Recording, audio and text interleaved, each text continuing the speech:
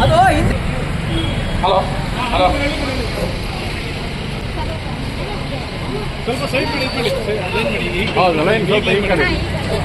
ಕಾರ್ಮಿಕ ಹಿತರಕ್ಷಣಾ ಸಮಿತಿ ಕಳಸ ಇದರಿಂದ ಈಗ ಪ್ರತಿಭಟನಾ ಮತ್ತೆ ಮೆರವಣಿಗೆ ಹೊರಡ್ತಾ ಇದೆ.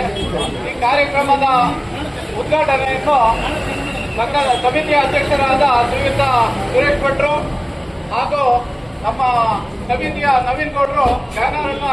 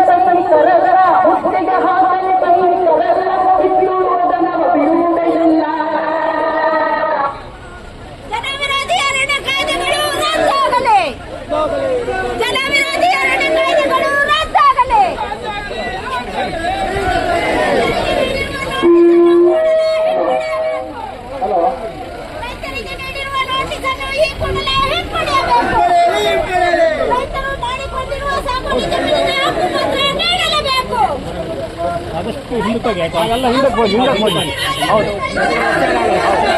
ಅಣ್ಣ ಒಂಚೂರು ಆ ಕಡೆ ಹೋಗಿ ಹೋಗಿ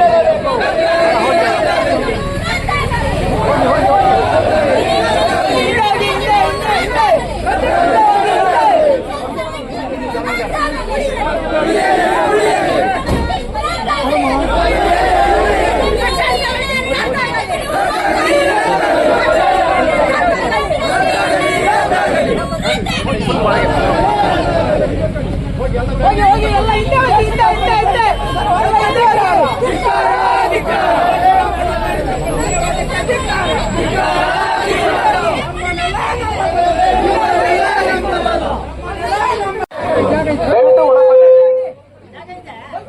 ಹಿಂದೆ ಒಳಗಿದೆ ಬನ್ನಿ.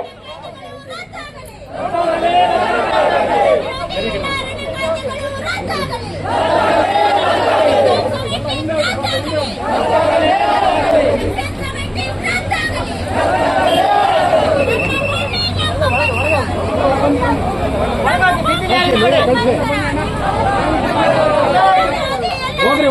ನೀರಾವರಿ ಇದೆ, ತುಂಬಾ ಜಾಗ ಇದೆ.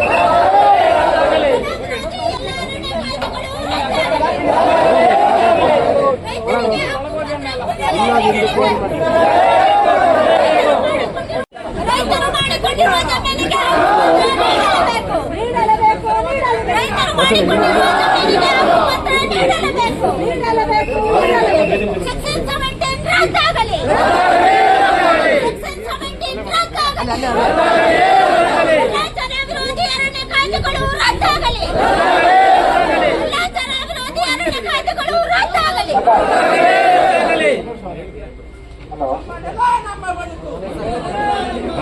ಹಲೋ, ದಯವಿಟ್ಟು ಎಲ್ಲರೂ ಶಾಂತ ರೀತಿಯಿಂದ ನಾವು ಸರ್ಕಾರಕ್ಕೆ ಮನವಿ ಕೊಡೋದು. ಒಂದು ಇಷ್ಟು ವರ್ಷ ಕಳೆದರೂ ಕೂಡ ಇವತ್ತು ಕೂಡ 30-40 ಸೈಟಿಗೋಸ್ಕರ ನಾವು ಸರ್ಕಾರದೊಟ್ಟಿಗೆ ಬೇಡ್ಕೊಳ್ಳೋ ಪರಿಸ್ಥಿತಿ ಬಂದಿದೆ.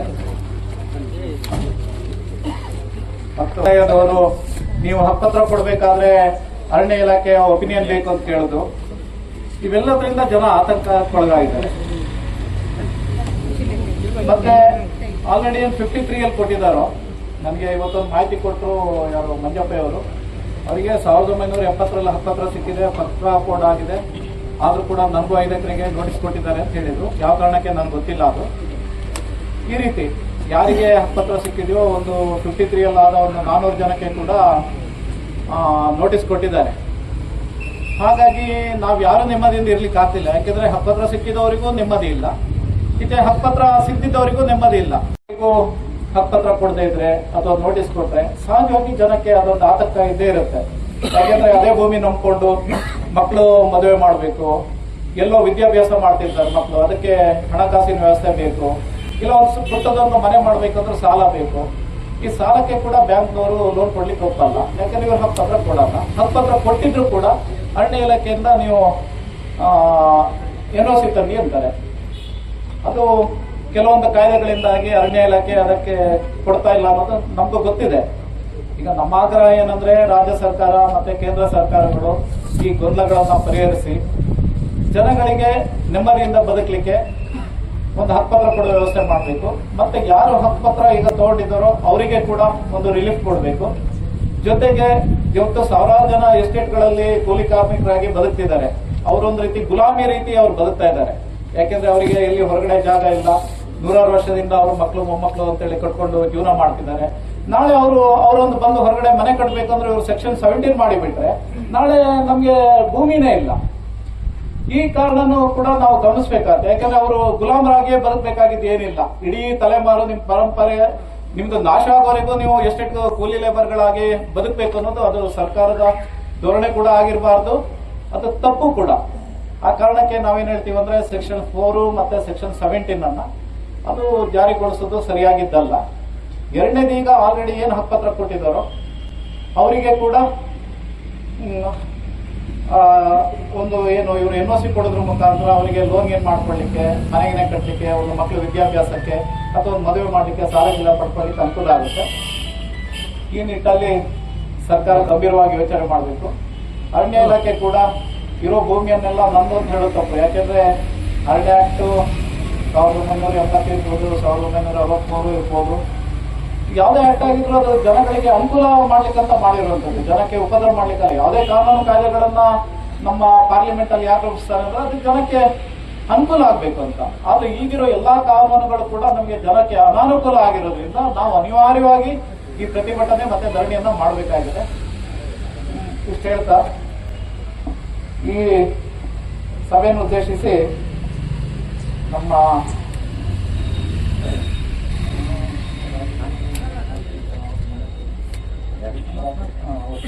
ರಾಜೇಶ್ ಅವರು ಒಂದೆರಡು ಮಾತಾಡಬೇಕು ಅಂತ ಕೇಳ್ಕೊಳ್ತೀನಿ. ನಮ್ಮ ರಾಜ್ಯ ಕಾರ್ಯದರ್ಶಿ ರೈತ ಸೇವೆಗಳು ಆಗಬೇಕು. ನಾವು ಈ ದಿನ ಯಾಕೆ ಇಲ್ಲಿ ಒಂದು ಪ್ರತಿಭಟನೆಯನ್ನು ಹಮ್ಮಿಕೊಂಡು ಅಂದ್ರೆ, ನಾವು ಹಿಂದಿನ ಕೃಷಿ ಮಾಡ್ತಾ ಇದ್ದೀವಿ, ಅಥವಾ ವಾಸೋಕಕ್ಕೆ ಮನೆ ಇದ್ದೀವಿ ಕಾರ್ಮಿಕರಾಗಿ. ನಮ್ಮಲ್ಲಿ ಏನೋ ಒಂದು ಆತಂಕ, ಯಾವ್ದು ಅರಣ್ಯ, ಯಾವ್ದು ಕಂದಾಯ ಗೊತ್ತೇ ಇರಲ್ಲ, ಜನಗಳಿಗೆ ಗೊತ್ತೇ ಇಲ್ಲ. ಏನು ನಮ್ಮ ಬದುಕು ನಡೆಸಬೇಕು ಅಂತ ನಾವು ಒಂದು ಗಿಡ ನೆಡ್ತೀವಿ, ಅದರಿಂದ ಬಸ್ಸನ್ನು ಮಾಡಿರ್ತೀವಿ, ಅಥವಾ ಒಂದು ಮನೆ ಕಟ್ಟಿರ್ತೀವಿ, ಅದು ಅರಣ್ಯನೋ ಕಂದಾಯನೋ ಆಗಿರ್ಬೋದು. ನಮಗೆ ಇತ್ತೀಚಿನ ದಿನಗಳಲ್ಲಿ ಅದು ಅರಣ್ಯ ಆಗಿದೆ. ಅದು ನಿಮಗೆ ನೋಟಿಸ್ ಜಾರಿ ಮಾಡುವಂಥದ್ದು, ಅದೇ ಇವತ್ತು ದಾಖಲೆ ಕೊಡಿ ಅಂತದ್ದು. ಇದು ಯಾಕೆ ನಡೀತಾ ಇದೆ ಅಂದ್ರೆ ಎಲ್ಲಾ ಕಡೆ ಕಂದಾಯ ಭೂಮಿ ಅರಣ್ಯ ಮಾಡ್ತಾ ಬಂದ್ರೆ ನಾವು ಎಲ್ಲಿ ಬದುಕಬೇಕು, ಇದೊಂದು ಪ್ರಶ್ನೆ ಮಾಡಬೇಕೋಸ್ಕರನೇ ನಾವು ಇವತ್ತು ಧರಣಿಯನ್ನು ಹಮ್ಮಿಕೊಂಡು ಅದಕ್ಕೆ ಸಾಕಷ್ಟು ಸಂಖ್ಯೆಯಲ್ಲಿ ಜನರು ಬಂದಿದ್ದೀರಿ. ಹಾಗೆ ಮುಂದೆ ಈಗಾಗಲೇ ಸೆಕ್ಷನ್ 4 ಅಂತಾರೆ, ಸೆಕ್ಷನ್ 72 ಅಂತಾರೆ, ಯಾವ್ದು ನಮಗೆ ಅರ್ಥ ಆಗದ ಭಾಷೆಗಳು. ನಮಗೇನು, ನಾವು ನೆಮ್ಮದಿಯಾಗಿ ಜೀವನ ನಡೆಸಲಿಕ್ಕಾದಂತ ಅನುಕೂಲತೆಯನ್ನು ಮಾಡ್ಕೊಳ್ಳಿ. ಸರ್ಕಾರಕ್ಕಾಗಲಿ, ಯಾವುದೇ ಕೇಂದ್ರ ಸರ್ಕಾರ ಆಗಲಿ, ರಾಜ್ಯ ಸರ್ಕಾರ ಆಗಲಿ, ನಮಗೆ ಏನು ಬೇಕು ಹಿಂದಿಂದಲೂ ಸರ್ಕಾರಗಳು ನಮಗೆ ದಾಖಲೆ ಕೊಟ್ಟು ಅಲ್ಲಿ ನೀವು ಮಾಡಿ ಅಂತ ಉತ್ತೇಜನ ಕೊಡಬೇಕಿತ್ತು. ಅದನ್ನು ಮಾಡಲಿಲ್ಲ ಸರ್ಕಾರಗಳು. ಇನ್ನಾದ್ರೂ ನಮಗೊಂದು ಹಕ್ಕು ಪತ್ರ ಕೊಟ್ಟು ನೆಮ್ಮದಿಯಾಗಿ ಬದುಕಲು ಕಟ್ಕೊಳ್ಳಿಕ್ಕೆ ಅವಕಾಶ ಮಾಡಿಕೊಡ್ಬೇಕು ಅಂತ ಈ ಮೂಲಕ ನಾವು ಆಗ್ರಹಿಸ್ತೀವಿ. ಹಾಗೆ ಮಾತಾಡೋಕೆ ಅವಕಾಶ ಕೊಟ್ಟು ನಿಮ್ಮೆಲ್ಲರಿಗೂ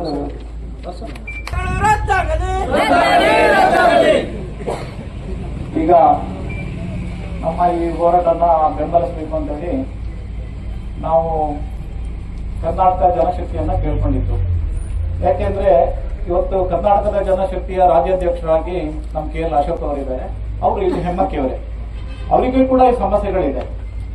ನಾವು ಅವರನ್ನ ಕರೆಸಿದ್ದ ಮೂಲ ಉದ್ದೇಶ ಏನಂದ್ರೆ ಅವರಿಗೆ ರಾಜ್ಯ ಮಟ್ಟದಲ್ಲಿ ಇಂಥ ವಿಚಾರಗಳು, ಈ ಅರಣ್ಯ ಕಾಯ್ದೆಗಳ ಬಗ್ಗೆ ಇರ್ಬೋದು, ಮತ್ತೆ ಕಂದಾಯ ಇಲಾಖೆಯ ಸಮಸ್ಯೆಗಳಿರ್ಬೋದು, ಹಕ್ಕುಪತ್ರಗಳ ಬಗ್ಗೆ ಇರ್ಬೋದು, ಅವರಿಗೆ ಸಾಕಷ್ಟು ಮಾಹಿತಿಗಳಿರೋದ್ರಿಂದ ಅವರನ್ನ ನಾವು ಈ ಕಾರ್ಯಕ್ರಮದ ಪೂರ್ವದಲ್ಲೇ ನೀವು ಬರಬೇಕು, ನಮಗೆ ಸ್ವಲ್ಪ ಸಹಾಯ ಮಾಡಬೇಕು ಈ ವಿಚಾರದಲ್ಲಿ. ಯಾಕೆಂದ್ರೆ ಸಾಮಾನ್ಯ ನಾಗರಿಕರು ಕೂಡ ನಮಗೆ ಬಹಳಷ್ಟು ಇಲ್ಲ, ಒಂದಷ್ಟು ಆ ವಿಚಾರಗಳನ್ನ ತಾವು ಹೇಳಬೇಕು, ಜನಗಳಿಗೂ ಅರ್ಥ ಆಗಬೇಕು, ಇಲಾಖೆಗೂ ಅರ್ಥ ಆಗಬೇಕು, ಮತ್ತೆ ಸರ್ಕಾರಕ್ಕೆ ಮುಟ್ಟಬೇಕು ಅನ್ನೋ ಕಾರಣಕ್ಕೆ ಅವರನ್ನು ನಾವು ಕರೆದಿದ್ದು.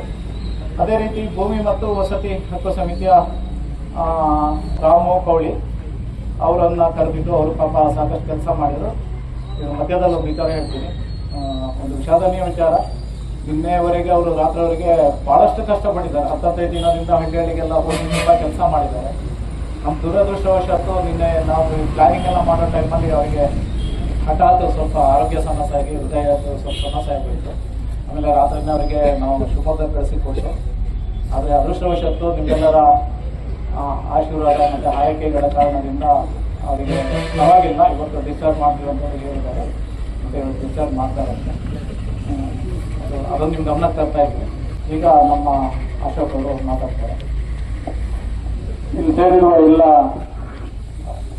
ರೈತರು, ಕಾರ್ಮಿಕರು ಮತ್ತು ಬಡಗಿನ ಭೂವಿನ ಎಲ್ಲ ನಮ್ಮ ಸಂಗಾತಿಗಳೇ ಮತ್ತು ವಿಶೇಷವಾಗಿ ಈ ಸಂಘಟನೆಯ ಅಧ್ಯಕ್ಷರಾದಂಥ ತೆಂಗಿನಕೊಂಡ ಸುರೇಶ್ ಭಟ್ ಅವರು ಮತ್ತೆಲ್ಲ ರೈತ ಮುಖಂಡರು. ಈ ಸಭೆಗೆ ಮೂಲ ಕಾರಣ ಅರಣ್ಯ ಇಲಾಖೆ ಕಳಸಾ ತಾಲೂಕಿನ ಎಡಕೊಣೆ, ಹೆಮ್ಮಕ್ಕಿ, ಬಲಗೆ, ಹೊರನಾಡು, ಕಳಕೋಡು ಇತರ ಅನೇಕ ಗ್ರಾಮಗಳಿಗೆ ನೋಟಿಸ್ ಕೊಟ್ಟಿರುವ ಹಿನ್ನೆಲೆಯಲ್ಲಿ ಈ ಪ್ರತಿಭಟನೆಯನ್ನು ನಾವು ಮಾಡ್ತೀವಿ. ನೋಟಿಸ್ ಕೊಟ್ಟಿದೆ, ನೀವು ಇಷ್ಟು ದಿನಾಂಕದ ಒಳಗಡೆ ನೀವು ಅದಕ್ಕೆ ಉತ್ತರವನ್ನು ಕೊಡಬೇಕು ಅಂತೇಳಿ ನೋಟಿಸ್ ಕೊಟ್ಟಿದೆ. ಮೊಟ್ಟ ಮೊದಲದಾಗಿ ಯಾವುದೇ ಷರತ್ತು ಇಲ್ಲದೆ ಅರಣ್ಯ ಇಲಾಖೆ ಎದುರುಗಡೆ ನಾವಿದ್ದೀವಿ, ವಲಯ ಅರಣ್ಯಾಧಿಕಾರಿಗಳ ಕಚೇರಿ, ಕರ್ನಾಟಕ ಸರ್ಕಾರ ಕೂಡಲೇ ವಲಯ ಅರಣ್ಯಾಧಿಕಾರಿಗಳು DFO ಅವರು ಕೊಟ್ಟಿರುವ ನೋಟಿಸ್ ಅನ್ನ ವಾಪಸ್ನ ಪಡಿಬೇಕಾ ಬೇಡವಾ? ಯಾಕಂದ್ರೆ ಇಲ್ಲಿರುವ ರೈತರು, ಕಾರ್ಮಿಕರು, ಭೂಹೀನ ಕೃಷಿ ಕಾರ್ಮಿಕರು ಶತಮಾನಗಳಿಂದ ನಾವಿಲ್ಲಿ ವಾಸ ಮಾಡ್ತೀವಿ. ನಾವು ಇಲ್ಲಿನ ಮೂಲ ನಿವಾಸಿಗಳು ಯಾರು ಅಂದ್ರೆ ನಾವು ಇಲ್ಲಿ ಯಾರು ವಾಸ ಮಾಡ್ತೀವಿ, ರೈತರು, ಕಾರ್ಮಿಕರು ಇಲ್ಲಿರೋರು. ನಮ್ಮ ಅಜ್ಜ ಮುತ್ತಜ್ಜ ಎಲ್ಲ ಇಲ್ಲಿ ಕೃಷಿ ಮಾಡ್ಕೊಂಡು ಬಂದವರು. ಕೃಷಿ ಮಾಡ್ಕೊಂಡು ಬಂದವ್ರನ್ನ ನೀವು ನೋಟಿಸ್ ಕೊಟ್ಟು ಎತ್ತಂಗಡಿ ಮಾಡೋದು ಪ್ರಜಾತಾಂತ್ರಿಕ ಪ್ರಜಾಪ್ರಭುತ್ವದ ವಿರೋಧ ನಿಲುವಾಗುತ್ತೆ. ಹಾಗಾಗಿ ಇಲ್ಲಿನ ಮೂಲ ನಿವಾಸಿಗಳಿಗೆ ನೀವು ಕೊಟ್ಟಿರೋ ನೋಟಿಸ್ ವಾಪಸ್ ತೆಗೆದುಕೊಳ್ಳೋದು ನಿಮಗಿರುವಂತ ಒಂದು ಕರ್ತವ್ಯ ಅಂತ ನಾವೇ ನಿಮ್ಮಲ್ಲಿ ವಿನಂತಿ ಮಾಡ್ಕೊಳ್ತೀವಿ. ಯಾಕಂದ್ರೆ ನಾವು ಇಲ್ಲಿ 1000 ಎಕರೆ ಮಾಡ್ಕೊಂಡು ಬಂದವರು ಯಾರು ಇದ್ದಾರೇನ್ರಿ? 100 ಎಕರೆ ಇಲ್ಲ. 100 ಎಕರೆ 1000 ಎಕರೆ ಮಾಡ್ಕೊಂಡು ಬಂದಿಲ್ಲ ಅಂದ್ರೆ ಅವರು ಬದುಕಿಗೋಸ್ಕರ, ಜೀವನಕ್ಕೋಸ್ಕರ, ಜೀವನೋಪಾಯಕ್ಕೋಸ್ಕರ 5 ಎಕರೆ, 6 ಎಕರೆ, 10 ಎಕರೆ, 15 ಎಕರೆ ಮಾಡ್ಕೊಂಡವರು ಇಲ್ಲಿದ್ದೀವಿ. ಫಾರ್ಮ್ 53 ಅರ್ಜಿ ಕೊಟ್ಟಿದ್ದೀವಿ, 57 ಅರ್ಜಿ ಕೊಟ್ಟಿದ್ದೀವಿ. ಆದ್ರೆ ಇದುವರೆಗೂ ಮಂಜೂರನ್ನ ಮಾಡಿಲ್ಲ. ಇದನ್ನು ಯಾಕೆ ಹೇಳ್ತೀರಿ? ಇಲ್ಲಿನ DFO ಅವರು ಕೇಳಿಸ್ಕೊಳ್ತಾ ಇರ್ಬೋದು, ನೀವು ಹೊತ್ತಾಗಿದ್ದೀರೋ ಏನೋ ಗೊತ್ತಿಲ್ಲ. ನಾವು ಕಾಗದ ತಿಮ್ಮಪ್ಪರು ಅರಣ್ಯ ಕಂದಾಯ ಮಂತ್ರಿಗಳಾದಾಗ ಎಚ್ ಎಸ್ ದೊರೆಸ್ವಾಮಿ ಅವರು ನಮ್ದು ಭೂ ಮತ್ತು ವಸತಿ ಹಕ್ಕು ಹಂಚಿಕೆ ಸಮಿತಿ ಹೋರಾಟ ಸಮಿತಿ ಅಂತೇಳಿ ಅಧಿಕೃತ ಸರ್ಕಾರದ ವತಿಯಿಂದಲೇ ರಚನೆ ಮಾಡಿದ್ರು. ಅದು ಕಾಗದ ತಿಮ್ಮಪ್ಪರು ಅಧ್ಯಕ್ಷತೆ, ಸಿಎಂ ಕೂಡ ಅದಕ್ಕೆ ಇದ್ದು, ನಮ್ಮ ಕಮಿಟಿ ಅದರಲ್ಲಿತ್ತು. ಕಮಿಟಿ ಇದ್ದಾಗ ಕಾಗದ ತಿಮ್ಮಪ್ಪರ ಹತ್ರನೇ ಅವರು ಆಕ್ಚುಲಿ ಸಾಗರದಿಂದ ಬಂದವರು. ಅವರಿಗೆ ಅರಣ್ಯ ಹಕ್ಕುಗಳು ಮತ್ತು ಅರಣ್ಯ ಕಾಯ್ದೆಗಳು, ರೈತರ ಬಗ್ಗೆ ಅಪಾರವಾದ ಕಾಳಜಿ ಮತ್ತು ಅವ್ರ ಬಗ್ಗೆ ಒಂದು ವಿಶ್ವಾಸ ಇತ್ತು. ಅವರು ಎಲ್ಲ ಅರಣ್ಯಾಧಿಕಾರಿಗಳಿಗೂ ಹೇಳಿದ್ರು, ಯಾರ್ಯಾರು ಅರ್ಜಿ ಕೊಟ್ಟಿದ್ದಾರೋ ಅವ್ರನ್ನ ನೀವು ಅವರಿಗೆ ಸಕ್ರಮ ಮಾಡಬೇಕು, ಬಗರುಕುಂಬ ಏನಿದೆಯೋ ಅದು ಸಕ್ರಮ ಮಾಡಬೇಕಂತ ಅವರು ಸ್ಪಷ್ಟ ನಿರ್ದೇಶನ ಕೊಟ್ಟಿದ್ರು. ಆನಂತರ ಅವರು ಅಧ್ಯಕ್ಷರಾದರು. ಆ ಪ್ರಕ್ರಿಯೆ ಮುಂದುವರೆದಿತ್ತು, ಸರ್ಕಾರ ಬದಲಾಯಿತು ಮತ್ತು ಹೋರಾಟವು ಕೂಡ ಮುಂದುವರಿತು. ಈಗ ನಮಗೇನಾಗಿದೆ, ಇಲ್ಲಿನ ಅರಣ್ಯಾಧಿಕಾರಿಗಳು ಕೂಡ ನಮ್ಮವರೇ, ಅವರನ್ನು ಬೇರೆಯವರಲ್ಲ, ನಮ್ಮ ರೈತರ ಮಕ್ಕಳೇ ಇದ್ದಾರೆ. ಹಾಗಾಗಿ ನಮಗೂ ಅವರಿಗೇನು ವಿರೋಧ ಇಲ್ಲ. ನಮ್ಮ ರೈತರ ಮಕ್ಕಳು ಅವರೇನು ಅರ್ಥ ಮಾಡ್ಕೋಬೇಕಂದ್ರೆ, ನಮಗೆ ಪ್ರತಿ ಕ್ಷಣವೂ ಆತಂತ್ರ, ಪ್ರತಿ ಕ್ಷಣವೂ ಯಾವ ಬೇಕಾದ್ರೂ ಒಕ್ಕಲಿಸಬಹುದು, ಯಾವ ಬೇಕಾದ್ರೂ ನೋಟಿಸ್ ಕೊಡ್ಬೋದು, ಯಾವ ಬೇಕಾದ್ರೂ ಅಡಿಕೆ ಗಿಡ ಕಟ್ ಮಾಡಬಹುದು ಅನ್ನುವ ಸದಾ ಒಂದು ಅತಂತ್ರ, ಅಸುರಕ್ಷತೆ. ನಮ್ಗೆ ಗ್ಯಾರಂಟಿ ಇಲ್ಲ. ನಮ್ಮ ಭೂಮಿ ನಮ್ಮ ಹಕ್ಕು ಅನ್ನುವ ಗ್ಯಾರಂಟಿ ನಮಗಿಲ್ಲ. ಆಯ್ತಾ? ಇಷ್ಟಾದ್ರೂ ಈ ಗ್ಯಾರಂಟಿ ಯಾಕಿಲ್ಲ? ಸ್ವಾತಂತ್ರ್ಯ ಬಂದು 70 ವರ್ಷ ಆದ್ರೂ ಕೂಡ ಯಾಕಿಲ್ಲ? ಈ ಪ್ರಶ್ನೆಯನ್ನ ನೀವು ಕೇಳ್ಕೋಬೇಕು, ನಾವು ಕೇಳ್ಕೋಬೇಕು. ನಾವೇನು ಅರಣ್ಯಕ್ಕೆ ಹೋಗಿ ಅತಿಕ್ರಮಣ ಮಾಡಿದ್ರೆ ನೀವು ಅವಾಗ ನೀವು ನಮಗೆ ನೋಟಿಸ್ ಕೊಡಿ, ತೊಂದರೆ ಇಲ್ಲ. ನಾವು ಪರಿಸರ ಉಳಿಸ್ಕೊಂಡೇ ಬಂದಿರೋದು. ಇಲ್ಲಿ ಭಟ್ರಂತ ಹಿರಿಯವರಿದ್ದಾರೆ. ನಾವು ಇಲ್ಲಿ ಕುದುರೆಮುಖ ಗಣಿಗಾರಿಕೆ ವಿರುದ್ಧ ಸುಮಾರು 30 ವರ್ಷಗಳಿಂದ ಹೋರಾಟ ಮಾಡ್ಕೊಂಡು ಬಂದವರು, ಅರಣ್ಯವನ್ನು ಉಳಿಸ್ಕೊಂಡು ಬಂದವರು. ಆನಂತರ ನಿಲ್ತು. ಆನಂತರ ಹುಲಿ ಯೋಜನೆ ಅಂತ ಶುರು ಮಾಡಿದ್ದಾರೆ. ಆನಂತರ ಕರಡಿ ಯೋಜನೆ, ಹುಲಿ ಯೋಜನೆ, ರಿಸರ್ವೇಷನ್, ಆನೆಬಿಡ. ಅಂದ್ರೆ ಇಡೀ ಮಲ್ನಾಡವರು ಇಡೀ ಈ ಭೂಮಿಯನ್ನ ಸುರಕ್ಷೆಯಿಂದ ಸಂರಕ್ಷಿಸುವಂತ ಹೊಣೆಯನ್ನ ಇಡೀ ಮಲ್ನಾಡಿನ ಜನಕ್ಕೆ ಬಿಟ್ಬಿಟ್ಟಿದೆ. ದಕ್ಷಿಣ ಕನ್ನಡ, ಉಡುಪಿ, ಉತ್ತರ ಕನ್ನಡ, ಶಿವಮೊಗ್ಗ, ಚಿಕ್ಕಮಗಳೂರು, ಚಾಮರಾಜನಗರ, ಮೈಸೂರು, ಕೊಡಗು, ಇಷ್ಟು ಜನಕ್ಕೆ ಮಾತ್ರ ಈ ಭೂಮಿ ಬೇಕಾ? ಇದನ್ನು ಮಾತ್ರ ಕಾಪಾಡಬೇಕಾ ಅನ್ನೋ ಪ್ರಶ್ನೆ ನಮಗಿದೆ. ನಮಗೆ ಪ್ರತಿ ಕ್ಷಣವೂ ಕೂಡ ನಮಗಿರುವಂತಹ ನಮಗೆ ನೆಮ್ಮದಿಯ ನಿಟ್ಟಿಸಬೇಕು. ಈ ಕಾರಣದಿಂದ ದಯವಿಟ್ಟು ಯಾರು ಕಳಸ ತಾಲೂಕು, ನಾವೀಗ ಶೃಂಗೇರಿ ಹೋರಾಟ ಮಾಡಿದ್ದೀವಿ, ಆಯ್ತಾ? ಯಾವ ರೀತಿ ಇದೆ ಅಂದ್ರೆ, ಶರಾವತಿ ಸಂತ್ರಸ್ತರಿಗೆ ನಾವು ಇಲ್ಲಿಂದ ಹಿಡಿದು ತೀರ್ಥಹಳ್ಳಿ 42 ಕಿಲೋಮೀಟರ್ ಇದು ಮಾಡಿದ್ವಿ. ಶರಾವತಿ ಸಂತ್ರಸ್ತರಿಗೆ ಇನ್ನೂ ಕೂಡ ಭೂಮಿ ಹಕ್ಕು ಕೊಟ್ಟಿಲ್ಲ, ಹಕ್ಕುಪತ್ರ ಕೊಟ್ಟಿಲ್ಲ. ನಾವು ಇನ್ನು ಮುಂದೆ ಇಲ್ಲಿನ ವಲಯಾರಣ್ಯಾಧಿಕಾರಿಗಳಿಗೆ ಹೇಳ್ತಾ ಇದ್ದೀವಿ, ನೀವೆಲ್ಲ ಬಗೆಹರಿಸ್ತೀವಿ ಅಂತ ಹೇಳಿ ಮೌಖಿಕವಾಗಿ ನಮಗೆ ಹೇಳಿದ್ದಾರೆ. ಅವರು ಮೌಖಿಕಲ್ಲ, ಲಿಖಿತವಾಗಿ ನಮಗೆ ನೀವು ಕರ್ನಾಟಕ ರಾಜ್ಯ ಸರ್ಕಾರಕ್ಕೂ ಹೇಳ್ತಾ ಇದ್ದೀವಿ. ಕರ್ನಾಟಕ ರಾಜ್ಯ ಸರ್ಕಾರಕ್ಕೆ ಏನ್ ಹೇಳ್ತಾ ಇದೀವಿ ಅಂದ್ರೆ, ರಾಜೇಗೌಡರು MLA ಇರ್ಬೋದು, ನಯನ ಅವರು ಇರ್ಬೋದು, ಅಲ್ಲಿನ ತಮ್ಮಣ್ಣರು ಇರ್ಬೋದು, ಶ್ರೀನಿವಾಸ್ ಇರ್ಬೋದು, ಆನಂದ್ ಇರ್ಬೋದು, 5 ಜನ ಇದೆ MLA. ಅವ್ರು ಹೇಳಿದಾಗೆಲ್ಲ ಅದು ಕೇಂದ್ರ ಸರ್ಕಾರದ್ದು. ಈ ಯೋಜನೆ ಅರಣ್ಯ ಅಂತ ಬಂದ್ಕೊಂಡ್ರೆ ಯಾವ್ದಾದ್ರು ಕೃಷ್ಣ ಕೇಂದ್ರ ಸರ್ಕಾರ, ರಾಜ್ಯ ಸರ್ಕಾರ ಕೇಂದ್ರ ಸರ್ಕಾರಕ್ಕೆ, ಕೇಂದ್ರ ಸರ್ಕಾರ ರಾಜ್ಯ ಸರ್ಕಾರಕ್ಕೆ, ಕೊನೆಗೆ ತಂದು ಹೈರಾಣ ಯಾರು? ನಾವು ರೈತರು. ನಿಮ್ಮ ರಾಜ್ಯ ಮತ್ತು ಕೇಂದ್ರ ಸರ್ಕಾರದ ಇದರಲ್ಲಿ ಇದು ಮಾಡಬೇಕು. ಎರಡನೇದು ಎಷ್ಟು ಮರ ಬಿಟ್ರೆ 27, 1 ಹೆಕ್ಟೇರ್, 1 ಎಕರೆಗೆ 11 ಮರ, 1 ಎಕರೆಗೆ 11 ಮರ ಅಂತ ಹೇಳಿ ಸುಪ್ರೀಂ ಕೋರ್ಟ್ ಆರ್ಡರ್ ಮಾಡಿ, 1 ಎಕರೆಗೆ 11 ಮರ ಇದ್ದಿದ್ದೆಲ್ಲ ಕಾಡು ಅಂತ ಅರಣ್ಯ ಅಂತ ಆಗಿದ್ದು ಯಾರಿಗೆ ಬರುತ್ತೆ? ಸೆಂಟ್ರಲ್ ಗವರ್ಮೆಂಟ್ಗೆ ಬರುತ್ತೆ. ಇದು ಕೂಡ ಅರಣ್ಯನೇ, DF ಆಫೀಸ್ ಕೂಡ ಅರಣ್ಯನೇ. ಇದನ್ನು ಕೂಡ ನೀವು ಇದನ್ನ ಖುಲ್ಲ ಮಾಡ್ಕೊಳ್ಬೇಕು. ಯಾಕಂದ್ರೆ 11 ಮರ ಇದೆಯಲ್ಲ. ಅಂದ್ರೆ ಸುಪ್ರೀಂ ಕೋರ್ಟ್ಗೆ ಹೋದಂತ NGO ಇದಾರಲ್ಲ, NGO ಅಂದ್ರೆ ಯಾರು? ಅವರು ವಿದೇಶಿ ಕಂಪನಿಗಳ ಕೃಪಾ ಘೋಷಿತ AC ರೂಮ್ ಅಲ್ಲಿ ಕೂತ್ಕೊಂಡು ಸುಪ್ರೀಂ ಕೋರ್ಟ್ ಅಲ್ಲಿ ನಮಗೆ ಕಾಡು ಕಾಣುತ್ತೆ, ಹಸು, ಇದೆಲ್ಲವೂ ಕಾಡು, ಇಲ್ಲಿರುವ ಜನ ಎಲ್ಲ ರಾಕ್ಷಸರು ಅಂತ ಅವ್ರಿಗೆ ಅರ್ಥ.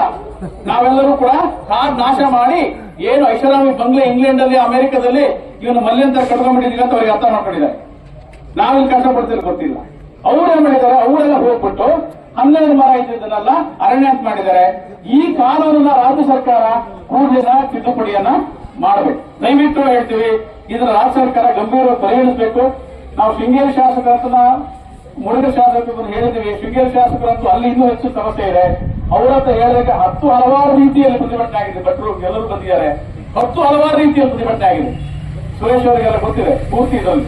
ಹಾಗಾಗಿ ಈ ಒಂದು ಹೋರಾಟವನ್ನು ಮಾಡಬೇಕು. ಇಲ್ಲದೇ ಇದ್ರೆ ರಾಜ್ಯ ಸರ್ಕಾರದ ನಿಮ್ಮ ಮಾಜಿ ವಿಧಾನಸಭಾ ಸ್ಪೀಕರ್ ಅವರು ಹೇಳಿದ್ದಾರೆ, ನಾವು ಹೇಳಿದ್ದಲ್ಲ, ಅರಣ್ಯ ಇಲಾಖೆಯವರು ದಯವಿಟ್ಟು ಇವತ್ತಿನ ಪತ್ರಿಕೆಯನ್ನ ನೋಡಬೇಕು. ನಾನು ಹೇಳ್ತಿರೋದಲ್ಲ, ಕರ್ನಾಟಕ ರಾಜ್ಯ ಸರ್ಕಾರದ ಮಾಜಿ ವಿಧಾನಸಭಾ ಸ್ಪೀಕರ್ ಅವರು ಹೇಳಿರೋ ಮಾತು. ಈ ಮಾತನ್ನ ಅರಣ್ಯ ಇಲಾಖೆ ಗೌರವ ಕೊಡಬೇಕು. ಇವರೇನು ಹೇಳಿದರೆ, ಅರಣ್ಯ ಇಲಾಖೆ ವಿರುದ್ಧ ಒಗ್ಗಟ್ಟಿನ ಹೋರಾಟವನ್ನು ಮಾಡ್ತೀವಿ ಅಂತ ಹೇಳಿದ್ದಾರೆ.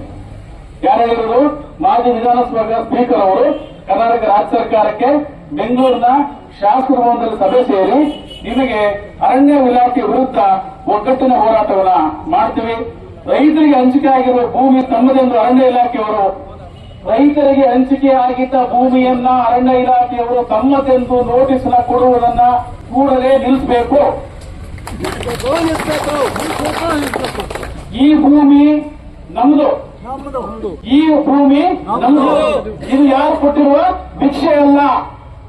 ಈ ಭೂಮಿ, ಈ ನೆಲ, ಈ ನೀರು ನಮ್ಮದು. ಇದು ಯಾರು ಕೊಟ್ಟಿರುವ ಭಿಕ್ಷೆ ಅಲ್ಲ. ಹಾಗೊಂದು ವೇಳೆ ನಿಮಗೆ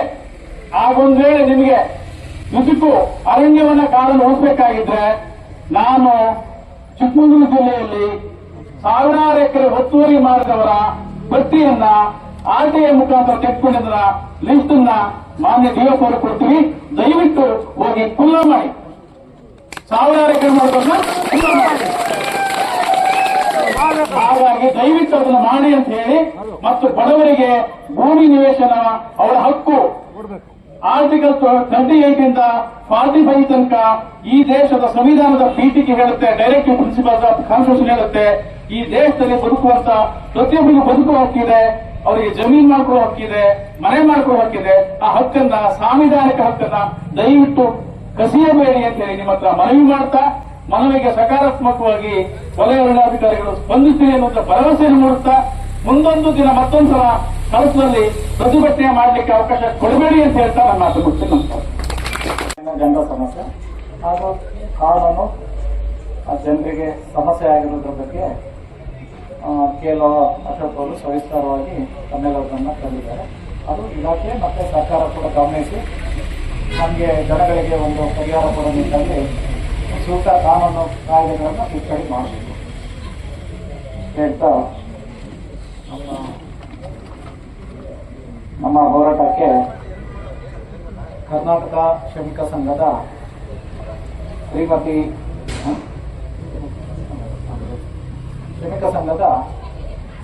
ಸರೋಜು ಅವರು ಒಂದು ಮಹಿಳಾ ಪ್ರತಿನಿಧಿಯಾಗಿ ಒಂದೆರಡು ಮಾತಾಡಬೇಕಾಗಿದೆ. ನಮಸ್ಕಾರ. ನಾನು ಶ್ರಮಿಕ ಶಕ್ತಿಯಲ್ಲಿ ಕೆಲಸ ಮಾಡ್ತಿದ್ದೀನಿ. ಯಾಕಂತಂದ್ರೆ ಈಗ ಎಲ್ಲರೂ ಕೂಡ ಅಂದ್ರೆ ಒಂದಲ್ಲ ಒಂದು ರೀತಿ ಕೆಲಸಗಳನ್ನ ಮಾಡ್ತಾನೆ ಇದೀವಿ. ಕಾರ್ಮಿಕರು, ರೈತ ಕಾರ್ಮಿಕರು, ಕೂಲಿ ಕಾರ್ಮಿಕರೇ ಆಗಿದ್ದೀವಿ. ಹಂಗಾಗಿ ಈಗ ಕಾರ್ಮಿಕರ ಪರವಾಗಿ ನಾವು ಕೆಲಸಗಳನ್ನ ಮಾಡ್ಬೇಕು ಅಂತೇಳಿ ಮಾಡ್ತಾ ಇದೀವಿ. ಆದ್ರೆ ಸರ್ಕಾರ ಏನ್ ಮಾಡ್ತಿದೆ ಅಂತ ಹೇಳಿದ್ರೆ, ಈಗ ಒಂದು ಮಟ್ಟಿಗೆ ಕಟ್ಟಡ ಕಾರ್ಮಿಕರು ಮತ್ತೆ ಬೇರೆ ಬೇರೆ ಅಂದ್ರೆ ವೆಲ್ಡಿಂಗ್ ಆ ತರ ಕಾರ್ಮಿಕರಿಗೆ ಸ್ವಲ್ಪ ಇದು ಮಾಡ್ತಿದ್ದಾರೆ, ಅಂದ್ರೆ ಬೆನಿಫಿಟ್ಗಳು ಸಿಗ್ತಾ ಇದೆ. ಆದ್ರೆ ಪೂರಾ ಶ್ರಮ ಹಾಕಿರುವಂತ ಶ್ರಮಕ್ಕೆ ತಕ್ಕ ಪ್ರತಿಫಲ ಇವತ್ತು ಶ್ರಮದ ಪಾಲು ಸಿಗ್ತಿದ್ಯಾ ಅಂದ್ರೆ ಖಂಡಿತ ಸಿಗ್ತಿಲ್ಲ. ಅವರಿಗೆ ದುಡಿಮೆ ಮಾಡಿದ್ರಲ್ಲಿ ಸ್ವಲ್ಪ ಅಂದ್ರೆ ಬದುಕಿಗೆ ಸ್ವಲ್ಪ ಇದು ಸಿಗ್ತಿದೆ. ಆದ್ರೆ ತೋಟ ಕಾರ್ಮಿಕರು, ಈಗ ಸಾಕಷ್ಟು ಜನ ತೋಟ ಕಾರ್ಮಿಕರೇ ಇದೀವಿ ನಾವು. ಇವತ್ತು ತೋಟ ಕಾರ್ಮಿಕರಿಗೆ ಯಾವುದೇ ಬೆನಿಫಿಟ್ಸ್ಗಳಿಲ್ಲ. ಅವರು ತೋಟದಲ್ಲಿ ದುಡಿಬೇಕಾದ್ರೆ ಏನೇ ಸಮಸ್ಯೆ ಆದ್ರೂ ಕೂಡ ಅವರಿಗೆ ತೋಟ ಮಾಲೀಕರಿಂದಾಗ್ಲಿ ಸರ್ಕಾರದಿಂದ ಆಗ್ಲಿ ಯಾವುದೇ ಬೆನಿಫಿಟ್ಗಳು ಇವತ್ತು ದೊರಕ್ತಿಲ್ಲ. ಅದನ್ನ ಸರ್ಕಾರ ಗಮನಿಸಬೇಕು. ತೋಟ ಕಾರ್ಮಿಕರು ಕೂಡ ಒಂದು ಸವಲತ್ತುಗಳನ್ನ ಕೊಡಬೇಕು, ಆ ತರದನ್ನ ತರಬೇಕು. ಮತ್ತೆ ಕಟ್ಟಡ ಕಾರ್ಮಿಕರುಗಳಿಗೆ ಎಷ್ಟು ಬೆನಿಫಿಟ್ ಸಿಗ್ಬೇಕಾಗಿತ್ತು ಅದು ಸಿಗ್ತಾ ಇಲ್ಲ. ಅದು ಕೆಲವು ಹೋರಾಟಗಳಿಂದ ಸ್ವಲ್ಪ ಒಮ್ಮಟ್ಟಿಗೆ ಸಿಗ್ತಾ ಇದೆ, ಆದ್ರೆ ಪೂರ್ಣ ಪ್ರಮಾಣದ ಸಿಗ್ತಾ ಇದೆ ಅಂದ್ರೆ ಖಂಡಿತ ಸಿಗ್ತಿಲ್ಲ. ಇದಕ್ಕೆ ನಾವು ಇನ್ನಷ್ಟು ಸವಲತ್ತುಗಳನ್ನ ಕೊಡಲ್ಲ ಅಂತೇಳಿ ನನಗೆ ಅನ್ಸಿರುವಂತದ್ದು. ಮತ್ತೆ ಇದರಲ್ಲಿ ಸುಮಾರಷ್ಟು ಬೆನಿಫಿಟ್ಸ್ಗಳದ್ದು ನಾವು ಇನ್ನಷ್ಟು ಮಾಡಬೇಕಾಗಿದೆ. ಹಂಗಾಗಿ ಇದನ್ನ ನಾವು ಮಾಡ್ಬೇಕು ಅಂತ ಹೇಳಿದ್ರೆ ನಾವೆಲ್ಲರೂ ಒಗ್ಗಟ್ಟಾಗಬೇಕಾಗಿದೆ. ಮತ್ತೆ ಕಾರ್ಮಿಕರು ನಾವು ಎಲ್ಲೆಲ್ಲಿದ್ದೀವಿ ನಾವುಗಳು ಲೇಬರ್ ಕಾರ್ಡ್ಗಳನ್ನ ಮಾಡಿಸ್ಕೊಳ್ಳೋದ್ರ ಮೂಲಕ ಅದರಲ್ಲಿ ಸುಮಾರು ಬೆನಿಫಿಟ್ಸ್ಗಳನ್ನ ಮಾಡ್ಕೊಳ್ಬೋದು. ಎಲ್ಲರೂ ಲೇಬರ್ ಕಾರ್ಡ್ಗಳನ್ನ ಮಾಡಿಸ್ಕೊಂಡಿಲ್ಲ ಅಂತಲ್ಲಿ ಅನ್ಸಿದೆ. ಅದನ್ನು ಕೂಡ ಮಾಡಕ್ಕೆ ಅವಕಾಶ ಇದೆ, ಅದನ್ನ ಮಾಡ್ಕೊಳ್ಬೇಕಾಗುತ್ತೆ. ಮತ್ತೆ ಇವತ್ತು ಸರ್ಕಾರ ಕೂಡ ಅದು ಕಾರ್ಮಿಕರ ಪರವಾಗಿ ಹೆಚ್ಚು ಗಮನ ಕೊಡಬೇಕು, ಕಾರ್ಮಿಕರಿಗೆ ಒಂದು ಒಳ್ಳೆ ಇದನ್ನ ಕೊಡಬೇಕು. ಅದ್ರಾಗಲೇ ಹೊಸಣ್ಣ ಮಾತಾಡ್ತಾ ಹೇಳಿದ್ರು, ಕಾರ್ಮಿಕರಿಗೆ ಇವತ್ತು ಅವರು ದುಡಿಮೆ ಮಾಡ್ಕೊಂಡು ಗುಲಾಮರ ತರ ಇದ್ದಾರೆ ಅಂತ ಹೇಳಿದ್ರು. ಅದು ನಿಜವಾಗ್ಲೂ ಆ ತರದ್ದು ಅವ್ರನ್ನ ಗುಲಾಮರ ತರ ದುಡ್ಕೊಳ್ತಿದ್ರು ಬಿಟ್ರೆ ಅವರಿಗೊಂದು ಇರಕ್ಕೆ ವ್ಯವಸ್ಥಿತವಾದ ಮನೆಗಳಿಲ್ಲ. ಈ ತರದ್ದೆಲ್ಲ ಕೂಡ ಇದೆ ಪ್ರಾಬ್ಲಮ್. ಇದನ್ನೆಲ್ಲ ನಾವು ಇದು ಸರಿ ಮಾಡ್ಕೊಳ್ಬೇಕಂದ್ರೆ ನಾವು ಹೋರಾಟದ ಮೂಲಕ ಮಾತ್ರ ಸಾಧ್ಯ ಅಂತೇಳಿ ನಾನು ಹೇಳಕ್ ಇಷ್ಟಪಡ್ತೀನಿ. ಮಹಿಳಾ ಶಕ್ತಿಯಾಗಿ ಅವರು ನಮ್ಮೆಲ್ಲರ ಜೊತೆ ಇದ್ದು 16 ವರ್ಷಗಳಿಂದ ಕೆಲಸ ಮಾಡಿದ್ದಾರೆ. ಮತ್ತು ಕಾರ್ಮಿಕರ ಬಗ್ಗೆ ಅವರೊಂದೆರಡು ಮಾತಾಡಿದ್ರೆ ನಮ್ಮ ಅಭಿಲಾಷೆ ಆಗಿತ್ತು ಮತ್ತು ಈ ಕಾರ್ಯಕ್ರಮಕ್ಕೆ ಅವರು ಕೂಡ ಸಾಕಷ್ಟು ಶ್ರಮ ವಹಿಸುತ್ತಾರೆ. ಈಗ ಕಳೆದ ಒಂದು ತಿಂಗಳಿಂದನೂ ನಮ್ಮ ಜೊತೆಗಿದ್ದು ಈ ಜನಪರ ಚಳುವಳಿಗೆ ಶ್ರೀಕಾಂತ್ ಕಳಸ ಅವರು ಕೂಡ ಸಾಕಷ್ಟು ಕೆಲಸ ಮಾಡಿದ್ದಾರೆ. ಅದರಿಂದ ಅವರೊಂದೆರಡು ಜನಪರ ಮಾತಾಡಬೇಕು. ರಕ್ಷಣಾ ಸಮಿತಿ ವತಿಯಿಂದ ನಡೆಯುತ್ತಿರುವಂತಹ ಒಂದು ಪ್ರತಿಭಟನಾ ಮೆರವಣಿಗೆ. ಸ್ನೇಹಿತರೆ, ರೈತರು ಇರ್ಬೋದು, ಕಾರ್ಮಿಕರು ಇರ್ಬೋದು, ಇವರು ಒಂದೇ ನಾಣ್ಯದ ಎರಡು ಮುಖಗಳಿದ್ದ ಹಾಗೆ. ನೀವು ರೈತರ ಮೇಲೆ ತರುವಂತಹ ಯಾವುದೇ ಅವೈಜ್ಞಾನಿಕ ಕಾನೂನುಗಳಿರ್ಬೋದು, ಅದು ಲಕ್ಷಾಂತರ ಈ ಭಾಗದಲ್ಲಿರುವಂತಹ ಕಾರ್ಮಿಕರ ಬದುಕಿನ ಮೇಲೆ ಪರಿಣಾಮವನ್ನ ಬೀರ್ತಾ ಇದೆ. ಹಾಗಾಗಿ ಅವರ ಬದುಕನ್ನ ನಾಶ ಮಾಡುವಂತಹ ಯಾವುದೇ ಕಾನೂನುಗಳನ್ನ ಅರಣ್ಯ ರಕ್ಷಣೆಯ ಹೆಸರಿನಲ್ಲಿ ರೈತರ ಮೇಲಾಗ್ಲಿ ಕಾರ್ಮಿಕರ ಮೇಲೆ ಹೇರಬಾರದು ಅನ್ನುವಂಥದ್ದು ನಮ್ಮ ಒಂದು ಒಕ್ಕೊರಲಿನ ಒಂದು ಧ್ವನಿಯಾಗಿದೆ. ಅದರ ಜೊತೆಗೆ ಆತ್ಮೀಯರೇ, ನಮ್ಮ ಪ್ರಮುಖ ಬೇಡಿಕೆಗಳು ಅಂತ ಹೇಳಿದ್ರೆ, ಅರಣ್ಯ ಸಂರಕ್ಷಣೆಯ ಹೆಸರಿನಲ್ಲಿ ಗ್ರಾಮೀಣ ಭಾಗದಲ್ಲಿ ಆಗ್ತಾ ಇರುವಂತಹ ಎಲ್ಲ ಅಭಿವೃದ್ಧಿ ಕಾರ್ಯಗಳಿಗೆ ಅಡಚಣೆ ಉಂಟು ಮಾಡ್ತಾ ಇರುವಂತಹ ಅರಣ್ಯ ಇಲಾಖೆಯ ಕ್ರಮಗಳನ್ನು ನಾವು ಅತ್ಯಂತ ಒಗ್ಗಟ್ಟಿನಿಂದ ಖಂಡಿಸ್ತಾ ಇದ್ದೇವೆ. ಗ್ರಾಮೀಣ ಭಾಗದಲ್ಲಿ ಯಾವುದೇ ಅಭಿವೃದ್ಧಿ ಕಾರ್ಯಕ್ರಮಗಳು ಆ ಭಾಗದ ಸರ್ಕಾರಗಳು ರೆಡಿ ಇದ್ರೂ ಕೂಡ ಅರಣ್ಯ ಸಂರಕ್ಷಣೆ ಹೆಸರಿನಲ್ಲಿ ಬಂದಂತ ಎಲ್ಲಾ ಅನುದಾನಗಳಿಗೆ ತಡೆ ಹಿಡಿಯುವಂತಹ ಕಾರ್ಯಗಳು ನಡೀತಾ ಇದೆ. ಹಾಗಾಗಿ ಆ ಭಾಗದಲ್ಲಿ ಯಾವುದೇ ಅಭಿವೃದ್ಧಿ ಕಾರ್ಯಗಳು ಈವರೆಗೂ ಕೂಡ ನಡೀದೇ ಇರುವಂತದ್ದು ನಮ್ಮ ಗಮನಕ್ಕೆ ಬಂದಿರುವಂತದ್ದು. ಹಾಗೆಯೇ ಈ ಮೂಲಕ ಹೇಳ್ತಿರುವಂತದ್ದು ಅಂತ ಹೇಳಿದ್ರೆ, ಅರಣ್ಯ ಸಂರಕ್ಷಣೆ ಹೆಸರಿನಲ್ಲಿ ಗ್ರಾಮೀಣ ಪ್ರದೇಶದಲ್ಲಿರುವಂತಹ ಸಾಮಾನ್ಯರಿರ್ಬೋದು, ಕೃಷಿಕರಿರ್ಬೋದು, ಕಾರ್ಮಿಕರಿರ್ಬೋದು, ಅವರ ಬದುಕಿಗೆ ಹಾನಿ ಮಾಡುವಂತಹ ಅಥವಾ ಅವರ ಬದುಕನ್ನ ಉನ್ನತಿಗೊಳಿಸುವಂತಹ ಯಾವುದೇ ಅಭಿವೃದ್ಧಿ ಕಾರ್ಯಗಳಿಗೆ ಅರಣ್ಯ ಇಲಾಖೆ ತಡೆಯನ್ನ ಒಡಬಾರದು. ಹಾಗೆಯೇ ಪ್ರತಿ ಗ್ರಾಮ ಪಂಚಾಯತಿಯಲ್ಲಿ ಕನಿಷ್ಠ 10 ಎಕರೆ ಭೂಮಿಯನ್ನ ಅಲ್ಲಿರುವಂತಹ ಮೂಲ ನಿವಾಸಿಗಳ ನಿವೇಶನಕ್ಕಾಗಿ ಮೀಸಲಿಡಬೇಕು ಅಂತ ಹೇಳುವಂತದ್ದು ನಮ್ಮ ಒಂದು ಬೇಡಿಕೆ. ಸ್ನೇಹಿತರೆ, ಒಂದು ಕುಟುಂಬದಲ್ಲಿ 2-3 ಜನ ಗಂಡು ಮಕ್ಕಳಿದ್ರೆ ಅವರು ಸಪರೇಟ್ ಆಗಿ ಒಂದು ಮನೆಯನ್ನ ನಿರ್ಮಿಸ್ಕೊಡ್ಬೇಕು, ತಮ್ಮದೇ ಬದುಕನ್ನು ನಾವು ಕಟ್ಕೋಬೇಕು ಅಂತ ಹೊರಟಾಗ ಸುತ್ತಮುತ್ತ ಇರುವಂತಹ ಎಲ್ಲೂ ಯಾವ ಭಾಗದಲ್ಲೂ ಕೂಡ ಒಂದು ನಿವೇಶನವನ್ನ ಕಟ್ಕೊಳ್ಳಿಕ್ಕೆ ಸರಿಯಾದ ಭೂಮಿಯನ್ನ ಈ ಸರ್ಕಾರಗಳು ನೀಡ್ತಾ ಇಲ್ಲ. ಇನ್ನು ಅರಣ್ಯ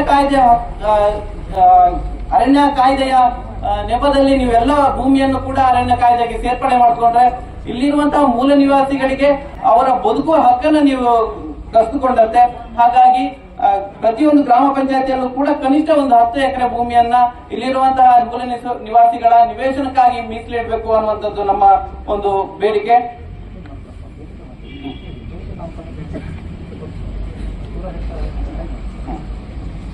ಹಾಗೆ ಈ ಭಾಗದಲ್ಲಿರುವಂತಹ ದಲಿತರ, ಹಿಂದುಳಿದ ವರ್ಗದವರ, ಕಾರ್ಮಿಕರ ಮನೆಗಳಿಗೆ ಮಂಜೂರಾದಂತಹ ಎಲ್ಲ ಹಕ್ಕುಪತ್ರಗಳನ್ನ ಈ ಕೂಡಲೇ ನೀಡಬೇಕು. ನಿಮ್ಮ ಕಳಸ ಪಟ್ಟಣದಲ್ಲೇ ಶಿವನಗರ ಅನ್ನುವಂತಹ ಕಾಲೋನಿಯಲ್ಲಿ 20-30 ಕುಟುಂಬಗಳು 50-60 ವರ್ಷಗಳಿಂದ ಹಕ್ಕುಪತ್ರಕ್ಕಾಗಿ ಒದ್ದಾಡ್ತಾ ಇರುವಂತದ್ದು. ಆ ಕುಟುಂಬಗಳಿಗೂ ಕೂಡ ಇಲ್ಲಿವರೆಗೂ ಕೂಡ ಹಕ್ಕುಪತ್ರಗಳು ನೀಡ್ತಾ ಇಲ್ಲ. ಎಲ್ಲ ಸಮಸ್ಯೆಗಳನ್ನ ಪರಿಗಣಿಸಿಕೊಂಡು ಎಲ್ಲ ಸಮಸ್ಯೆಗಳು ಈ ಒಂದು ಪ್ರತಿಭಟನೆಯ ಸಭೆಯ ಆಕಾರದೊಂದಿಗೆ ಶಮನ ಆಗಲಿ ಅಂತ ಹಾರೈಸ್ತಾ ನನ್ನ ಒಂದೆರಡು ಮಾತನ್ನ ಮುಗಿಸ್ತಾ ಇದ್ದೇನೆ. Thank you. 1-2 ಸಲ ಹೋಗಿದ್ದೀವಿ. ಮತ್ತೆ ಚಿಕ್ಕಮಗಳೂರು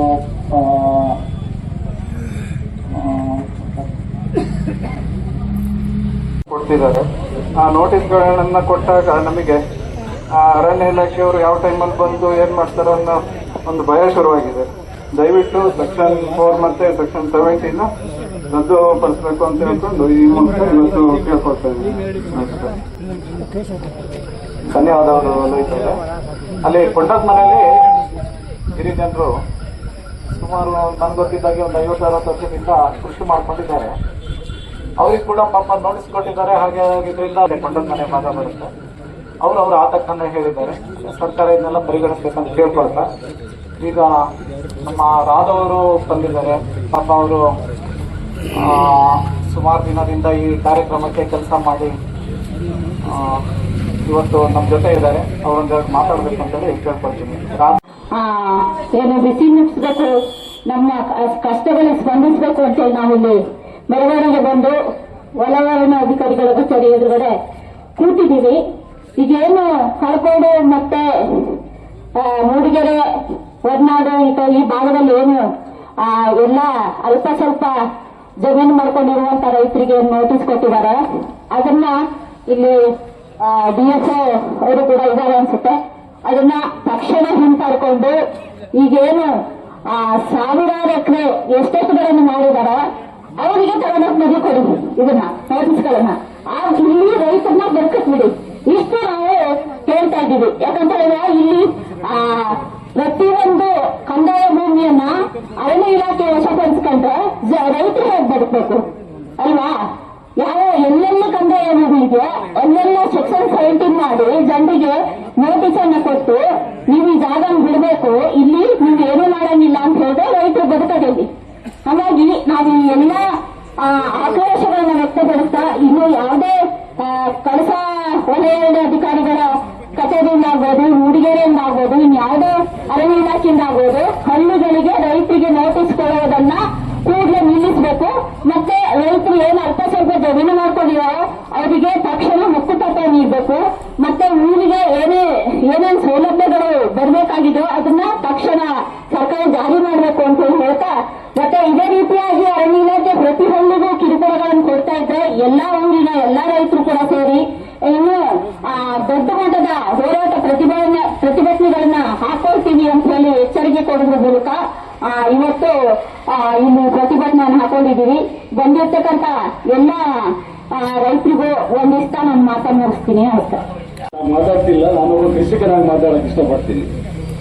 ಯಾಕಂದ್ರೆ ನನಗೊಂದು ಗೊಂದಲ ಬಹಳ ಕಾಲದಿಂದ, ಚಿಕ್ಕ ವಯಸ್ಸಿಂದ ನೋಡ್ತಿದ್ದಂಗೆ ಎಲ್ಲಾ ಕಡೆನೂ ಸುತ್ತಮುತ್ತ ಇರೋದೇ ಕಾಡು. ನೇಚರ್ ಆಫ್ ಲ್ಯಾಂಡ್ ಬೇರೆ ಇರ್ಬೋದು, ಮೀಸಲಾರಣ್ಯ, ಕುದುರೆಮುಖ ರಾಷ್ಟ್ರೀಯ ಉದ್ಯಾನ, ಸೋಷಿಯಲ್ ಸಾಮಾಜಿಕ ಫಾರೆಸ್ಟ್ ಈ ತರ ಎಲ್ಲ ಇದೆ. ಒಂದು ಅರ್ಥ ಆಗೋ ವಿಷಯ ಏನಪ್ಪಾ ಅಂದ್ರೆ, ಅರಣ್ಯ ಇಲಾಖೆಗೆ ಯಾಕೆ ಇಷ್ಟು ಆಸಕ್ತಿ ಹೊಸ ಕಾಡನ್ನ ಕ್ರಿಯೇಟ್ ಮಾಡೋದ್ರಲ್ಲಿ ಅಂತ ಅಂದ್ರೆ ಡಾಕ್ಯುಮೆಂಟ್ ಮೇಲೆ. ಆಲ್ರೆಡಿ ಈಗ ನಮ್ಮೆಲ್ಲರ ತೋಟ ಕೂಡ ಕಾಡೇ, ಅದು ಒಪ್ಪಿರಲ್ವಾ? ಬಹುಶಃ ನಮ್ಮೆಲ್ಲರ ತೋಟದಲ್ಲಿ ಇರ್ತಕ್ಕಂಥ ವನ್ಯ ಸಂಪತ್ತು ಇರ್ಬೋದು, ಕೀಟಗಳಿರ್ಬೋದು, ಪಕ್ಷಿಗಳು, ಇವರು ಅಕೇಶ ಕಾಡಲ್ಲಿ ಇಲ್ಲ, ಇದೆಯಾ? ಆದ್ರೂ ಯಾಕೆ ಇವರು ಮತ್ತೆ ಮತ್ತೆ ಹೊಸ ಕಂದಾಯ ಭೂಮಿಯನ್ನ ಅರಣ್ಯವಾಗಿ ಪರಿವರ್ತನೆ ಮಾಡಕ್ಕೆ ಪ್ರಯತ್ನ ಮಾಡ್ತಿರೋದು ಬಹಳ ದೊಡ್ಡ ಗೊಂದಲ ನಮಗೆ. ನೋಡಿ, 4-1 ನೋಟಿಫಿಕೇಶನ್ ಆಗಿ ಬಹುಶಃ 12 ವರ್ಷದ ಹಿಂದೆ ಇರಬಹುದು. ಅವತ್ತು ನಿಮ್ಗೆ ಯಾರಿಗೂ ಗೊತ್ತಿರಲಿಲ್ಲ ನಮ್ಮ ಭೂಮಿ 4-1 ನೋಟಿಫಿಕೇಶನ್ ಆಗಿದೆ ಅಂತ, ಯಾರಿಗೂ ಗೊತ್ತಿರಲಿಲ್ಲ. ಬಹುಶಃ ಫಿಸಿಕಲ್ ಆಗಿ ಸರ್ವೆ ಆಗಿದೆ ಎಲ್ಲೋ ಗೊತ್ತಿಲ್ಲ. ಒಂದಷ್ಟು ಸರ್ವೆ ನಂಬರ್ಗಳನ್ನ ಅವತ್ತು 4-1 ನೋಟಿಫಿಕೇಶನ್ ಮಾಡಿದ್ದಾರೆ. ಇವಾಗ ಸೆಕ್ಷನ್ 17 ಆದ್ರೆ ಅದು ಮೀಸಲರಣ್ಯ ಆಗೋಗ್ತದೆ. ಸೊ ಅದರಿಂದ ಒಂದು ಮನವಿ ಏನಪ್ಪ ಎಲ್ಲ ಕೃಷಿಕರ ಪರವಾಗಿ ಅಂದ್ರೆ, ನೀವು ಈಗಾಗಲೇ 4-1 ನೋಟಿಫಿಕೇಶನ್ ಮಾಡಿರೋ ಜಾಗದಲ್ಲಿ ನೂರಾರು ಬಡವರು, ವಿಶೇಷವಾಗಿ ತೋಟ ಕಾರ್ಮಿಕರು ಕೂಡ ಸಂಜೆ ಹೊತ್ತಿಗೆ ಕೆಲಸ ಬಿಟ್ಟು ಹೋಗಿ 1-2 ಎಕರೆ ಜಮೀನಲ್ಲಿ ಕೃಷಿ ಮಾಡಿದ್ದಾರೆ. ಅವ್ರ ಭೂಮಿಯನ್ನು ಉಳಿಸ್ಕೊಡಿ. ಸೆಕ್ಷನ್ 17 ಮಾಡೋ ಒಂದು ಪ್ರಸ್ತಾಪವನ್ನು ಕೈಬಿಟ್ಟು ಈವರೆಗೆ ಏನೇನು 4-1 ನೋಟಿಫಿಕೇಶನ್ ಆಗಿದೆಯೋ ಅರ್ಹರು ಯಾರಿದ್ದಾರೆ, ನಾವು ಖಂಡಿತವಾಗಿ ಕೇಳ್ತಿರೋದು ಅರ್ಹರ ಪರವಾಗಿ ಮಾತ್ರ. ಅರ್ಹರು ಯಾರಿದ್ದಾರೆ, ಯಾರು ಭೂ ರೈತರಿದ್ದಾರೆ, ಯಾರಿಗೆ ಜಮೀನು ಮಾಲೀಕತ್ವ ಇಲ್ಲ, ಅವ್ರಿಗೆ ದಯಮಾಡಿ ಭೂಮಿಯ ಹಕ್ಕುಪತ್ರವನ್ನು ಕೊಡಿ. ಅಂತವ್ರ ಪರವಾಗಿ ಅರಣ್ಯ ಇಲಾಖೆ ನಿಲ್ಬೇಕು ಅಂತ ಜನಪ್ರತಿನಿಧಿಗಳು ಕೂಡ ಈ ಮೂಲಕ ಒಂದು ಮನವಿಯನ್ನು ಮಾಡ್ತೇನೆ. ಎಲ್ರಿಗೂ ನಮಸ್ಕಾರ. ಅರ್ಜಿ ಬಗ್ಗೆ ನೀವು ಭಯ ಪಡಬೇಕಾಗಿಲ್ಲ. ನಮ್ಮ ಇವತ್ತು ಷರತ್ತುಗಳು ಏನಂತ ಹೇಳಿದ್ರೆ, ಇದುವರೆಗೂ ನಾವು 53, 57, 94 ಏನ್ ಅರ್ಜಿ ಕೊಟ್ಟಿದ್ದೀವಿ ಅದು ಬಗೆಹರಿಯುವ ತನಕ ಯಾರಿಗೂ ಸಹ ನೀವು ನೋಟಿಸ್ ಕೊಡುವಂಗಿಲ್ಲ. ಯಾಕೆ ಅದೇ ಇತ್ಯರ್ಥ ಆಗಿಲ್ಲ. ಸರ್ಕಾರದ ಇದರಲ್ಲಿದೆ, ಸುಪರ್ತಿಲಿದೆ. ಆ ಸರ್ಕಾರ ನಮಗೆ 53, 57 ಇವನ್ನೆಲ್ಲ ಏನಕ್ಕೆ ಕೊಟ್ಟಿದೆ? ಅರ್ಜಿ ಕೊಟ್ಟು ಈಗ ಅದು RTCಲಿ ಅರಣ್ಯ ಅಂತ ಬರುವಂತಾದ್ರೆ ಅದು ಎಷ್ಟು ಮೋಸ ಆಗಿದೆ. ಅದು ಬಗೆಹರಿಯೋ ತನಕ ಅರಣ್ಯ ಇಲಾಖೆ ಯಾವ ರೈತರಿಗೂ ತೊಂದರೆ ಕೊಡಬಾರ್ದು. ಅರಣ್ಯ ಇಲಾಖೆ ಏನ್ ತಿಳ್ಕೊಂಡಿದ್ರು, ಒಂದು ನೋಟಿಸ್ ಕೊಟ್ಟು ಬಿಟ್ರೆ ಮುಗಿದೋಯ್ತಂತ. ನಿಜವಾಗ್ಲೂ ನಮಗೆ ಹಲವಾರು ಫೋನ್ಗಳು ಬಂದಿವೆ. 10 ಮೂಟೆ ಕಾಪಿ ಆಗಲಿ ಒಂದು ನೋಟಿಸ್ ಕೊಟ್ಬಿಟ್ರೆ ಅವನು ಬೈದಲ್ಲಿ ಬರ್ತಾ ಇದ್ದಾನೆ. ಒಬ್ಬ ರೈತ ಏನಾದ್ರು ಹೆಚ್ಚಿಗೆ ವ್ಯತ್ಯಾಸ ಆದ್ರೆ ಅರಣ್ಯ ಇಲಾಖೆ ಹೊಣೆ ಆಗ್ತದೆ. ದಯವಿಟ್ಟು ಯಾರಿಗೂ ನೋಟಿಸ್ ಕೊಡುವಂತ ಕೆಲಸ ಮಾಡಬೇಡಿ. ಫಸ್ಟ್ ನಮಗೆ ಏನು ದಾಖಲೆಗಳು 94C ಇವೆಲ್ಲ ಏನು ಅರ್ಜಿ ಹಾಕೊಂಡಿದ್ರೆ ಅರ್ಜಿ ಇಳುವರಿ ಆಗೋ ತನಕ ಯಾವುದೇ ತರದ ನೋಟಿಸ್ಗಳನ್ನು ಕೊಡಬಾರ್ದು ಅಂತ ಹೇಳ್ತಾ ನನ್ನ ಮಾತು ಮುಗಿಸ್ತೀನಿ.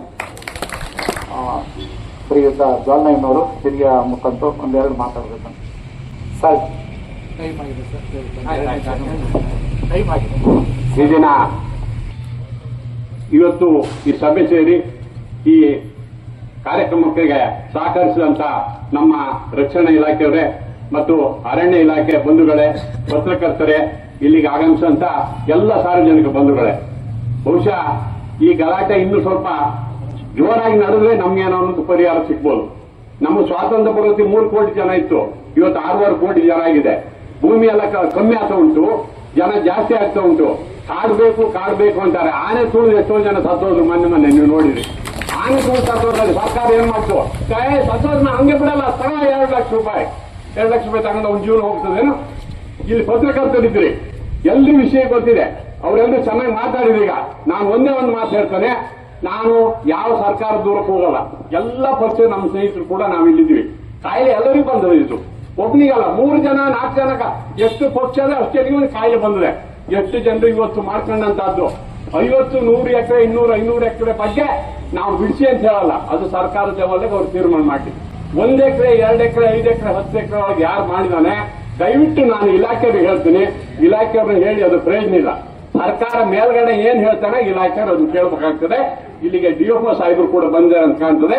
ಡಿಎಫ್ಒ ಸಾಹೇಬರು ಒಂದು ಸರ್ಕಾರಕ್ಕೆ ಸ್ವಾಮಿ ನಾವು ಕಳ್ಸಕ್ಕೆ ಹೋಗುವಂಗೆ ಇಲ್ಲ, ಈ ಕಾನೂನು ನೀವು ಇನ್ನು ಕೊಟ್ಟು ನಾನು ಕಳ್ಸಕ್ಕಂತೂ ನಾವು ಹೋಗಂಗಿಲ್ಲ, ನಮ್ಗೆ ಹೋಗಕ್ಕೆ ಜನ ಬಿಡಲ್ಲ ಅಂತ ಹೇಳಿ. ಇನ್ನು ನಾವು ಯಾರು ಹೋಗೋದು, ಬೆಂಗಳೂರಿಗೆ ಹೋಗಕ್ಕಾಗಲ್ಲ. 53, 57 ಕೊಟ್ಟು ಸಾಗುವಳಿ ಚೀಟ್ ಕ್ಯಾನ್ಸಲ್ ಆಗಿದೆ, ಯಾರ ಕೈಲಿ ಹೋಗಯ್ಯ ಬೆಂಗಳೂರಿಗೆ ಅಂತ. ಅವ್ನು ಮೂಡಿಗೆರೆ ನಾನು ನೋಡ್ಲ, ಬೆಂಗಳೂರು ಕೋಟಿ ಹೋಗಿ ಅವನಿ ಅಂತ ಮಾಡುದು. ಆದ್ರಿಂದ ನಾನು ಒಂದು ಮಾತು ಹೇಳ್ತೇನೆ, ನಮ್ಮನ್ನು ಆಳುವಂತವ್ರು ಅವ್ರು ಇವರು ಅಂತ ಹೇಳೋದಲ್ಲ, ಬಹಳಷ್ಟು ಜನ ರೈತರು, ಕಾರ್ಮಿಕರ ಮಕ್ಕಳು ಇವತ್ತು MLAಗಳಾಗಿದ್ದಾರೆ, ಮಂತ್ರಿಗಳಾಗಿದ್ದಾರೆ. ಸಂತೋಷ, ಅವ್ರ ಯೋಗ್ಯತೆಗೆ ಅವ್ರು ಆಗಿದ್ದಾರೆ, ನಮ್ಗೆ ಸಂತೋಷ. ನಮ್ ಕೆಲಸ ಮೊದಲು ಮಾಡ್ಕೊಡ್ರಪ್ಪ, ನಿಮ್ ಕೈಕಾಲು ಹಿಡಿತೀವಿ ಬೇಕಾದ್ರೆ. ನಾವು ರಸ್ತೆ ಬಿದ್ದೀವಿ, ನಮ್ಮಲ್ಲಿ ಬಡ ಜನರು, ಕೂಲಿ ಕಾರ್ಮಿಕರು, ಮೊದಲು ರೈತರನ್ನ ನೋಡ್ರಪ್ಪ. ಕೂಲಿ ಕಾರ್ಮಿಕರಿಗೆ ಒಂದು ಮನೆ ಇಲ್ಲ, ಇಲ್ಲಿ ಬಂದು ನೀವು ಸಾಯಂಕಾಲ ನೋಡಿ ಒಂದು 10 ಜನ ಮಲಗಿರ್ತಾರೆ, 10 ಜನ ಇಲ್ಲಿ ಮಲಗಿರ್ತಾರೆ. ಸರ್ಕಾರ ಯಾವುದೇ ಅವ್ರಿಗೂ ಅಂತ ಹೇಳಲ್ಲ, ಸರ್ಕಾರ ಆಳೋ ಸರ್ಕಾರ ಏನ್ ಮಾಡ್ತಾರೆ, ಅವ್ನು 10 ಎಕರೆ, ನಾನು 5 ಎಕರೆ ಕೇಳ್ತೀನಿ ಜಮೀನು 2 ಕೋಟಿ ಅಂತ. ಪಾಪ ಅವ್ನು ಎಷ್ಟು ಕೇಳ್ತಾನೆ ಗೊತ್ತಾ, 30-40 ಕೋಟಿ ಸ್ವಾಮಿ ನಿಮ್ ಕಾಲು ಹಿಡಿತೀನಿ ಅಂತಾನೆ. 30-40 ಕೋಟಿ ಅಂತ. ಆ ಯೋಗ್ಯತೆ ನಮ್ಮ ರಾಜಕಾರಣ ಮಾಡಿದವ್ರಿಗಿಲ್ಲ ಅಂದ್ರೆ ನಮ್ಗೆ ಯಾಕೆ ಬೇಕು? ನಾನು ಒಂದು ಮಾತು ನಿಮ್ಗೆ ಹೇಳ್ತೇನೆ, ಇವತ್ತು ಏನಾಗಿದೆ ಯಾವುದೋ ಒಂದು ಮಟ್ಟಕ್ಕೆ ನಿಲ್ತದೆ, ಏನ್ ತೊಂದರೆ ಇಲ್ಲ. ಆದ್ರೆ ಇನ್ನೊಂದು ಸಾರಿ ನಾವು ಇಡೀ ಕಳಸ ತಾಲೂಕಿನ ಜನ ಸೇರಿ ಒಂದು ಸರಿಯಾದ ಪ್ರೊಟೆಸ್ಟ್ ಮಾಡಬೇಕು. ನಾನು ನೋಡ್ತೇವೆ ಬಹಳ ಜನ, ಬಹಳ ನಮ್ಗೆ ಬೇಜಾರಾಗಿದೆ, ಕಾಲ್ಸಕ್ಕೆ ಬಂದಾರೆ, ಅಂಗಡಿಯಲ್ಲಿ ನಿಂತಾರೆ, ಅಂಗಡಿಯಲ್ಲಿ ನಿಂತಾರೆ ರೈತರು. ಇದೇನಂತ ಹೇಳ್ತೀವಿ ನೀವು, ಅವನದೇ ಒತ್ತಡ ಇದೆ, ಅವನದೇ ಕ್ಯಾನ್ಸಲ್ ಆಗಿದೆ. ಅವ್ನು ಏನ್ ಹೇಳ್ತಾನೆ, ಬಿಡೇ ನಿಂದ ನಂದಾಗ್ತದೆ, ನಾನು ಹಂಗೆ ಮನೆಗೆ ಕೂತ್ರೆ. ಪ್ರತಿಯೊಬ್ಬರಿಗೆ ನಾನು ಹೇಳ್ತೇನೆ, ರೈತ ಹೌದು ಅಂತಾದ್ರೆ, ಕೂಲಿ ಕಾರ್ಮಿಕ ಹೌದು ಅಂತಾದ್ರೆ ನೀವು ಕಳೆದ 10,000 ಜನ ಸೇರಿಸ್ಬೇಕು. ನಾವು ಒಂದು ಮಾತು ಇವತ್ತು ಹೇಳಿರ್ತೀನಿ, ವಿತೌಟ್ ಪಾರ್ಟಿ ಇಲ್ಲ ಅದ್ರಾಗ.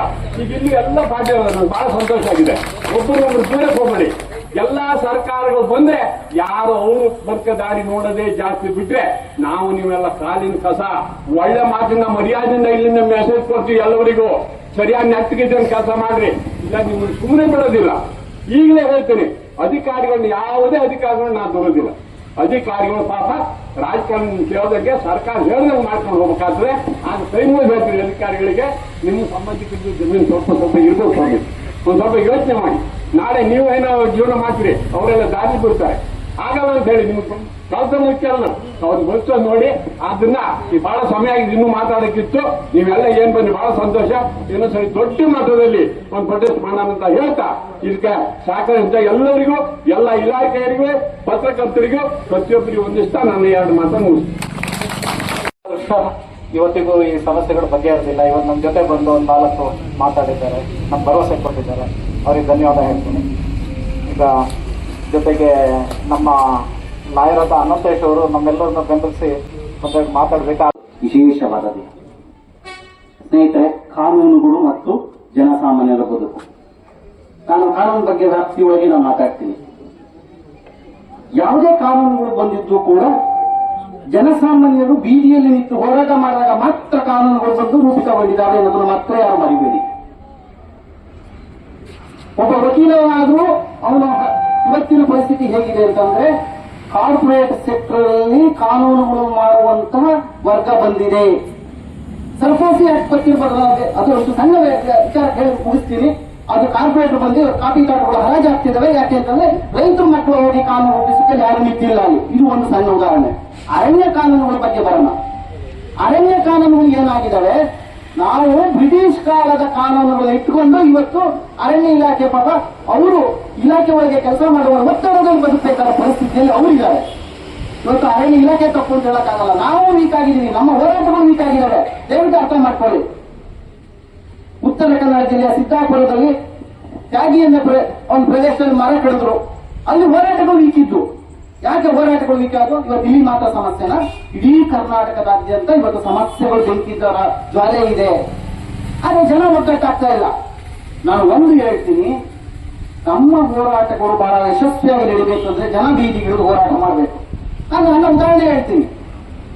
ಯಾಕೆ ಇವತ್ತು ಹೋರಾಟದ ಅನಿವಾರ್ಯತೆ ಇದೆ ಅನ್ನೋದು ಸ್ಪಷ್ಟಪಡಿಸ್ತೀನಿ. ನಾನು ವಕೀಲರಾಗಿ ಯಾಕೆ ಇದು ಅವಶ್ಯಕತೆ ಇದೆ ಅಂತ ನಾನು ಹೇಳ್ತೀನಿ. ನಮ್ಮ ವಕೀಲರಿಗೆ ಒಂದು ಪ್ರೊಟೆಕ್ಷನ್ ಇರಲಿಲ್ಲ. 2 ವರ್ಷಗಳ ಹಿಂದೆ ಬೆಳಗಾವಿನಲ್ಲಿ ಒಂದು ದೊಡ್ಡ ವಿಧಾನಸಭಾ ಅಧಿವೇಶನ ನಡೀತಾ ಇತ್ತು. ವಕೀಲರಾದವರಿಗೆ ಜನ ಯಾರೋ ಒಬ್ಬ ಕಕ್ಷಿದಾರ ಹೊಡೆದ ಅಂತಂದ್ರೆ ಅವನ ಮೇಲೆ ಕ್ರಮ ಕೈಗೊಳ್ಳಲಿಕ್ಕೆ ಬೇರೆ ರೀತಿಯಾದ ಒಂದು ಪ್ರೊಟೆಕ್ಷನ್ ಇರಲಿಲ್ಲ. ನಮ್ಮ ರಾಜ್ಯ ಸರ್ಕಾರಗಳು ಒಂದು ಕಾಯ್ದೆಯನ್ನು ತರಲಿಕ್ಕೆ ಬಹಳ ಹಿಂದೆ ಮುಂದೆ ಯೋಚನೆ ಮಾಡ್ತಾ ಇತ್ತು. ಆ ಸಂದರ್ಭದಲ್ಲಿ ವಕೀಲರು ಪದೇ ಹೋಗಿ ಒಂದು ನಮ್ಮ ಶಾಸಕಾಂಗರನ್ನ ಅಥವಾ ನಮ್ಮ ಕಾನೂನು ಮಂತ್ರಿಗಳನ್ನ ಅಥವಾ ಒತ್ತಾಯ ಮಾಡ್ತಾನೆ ಇದ್ರು.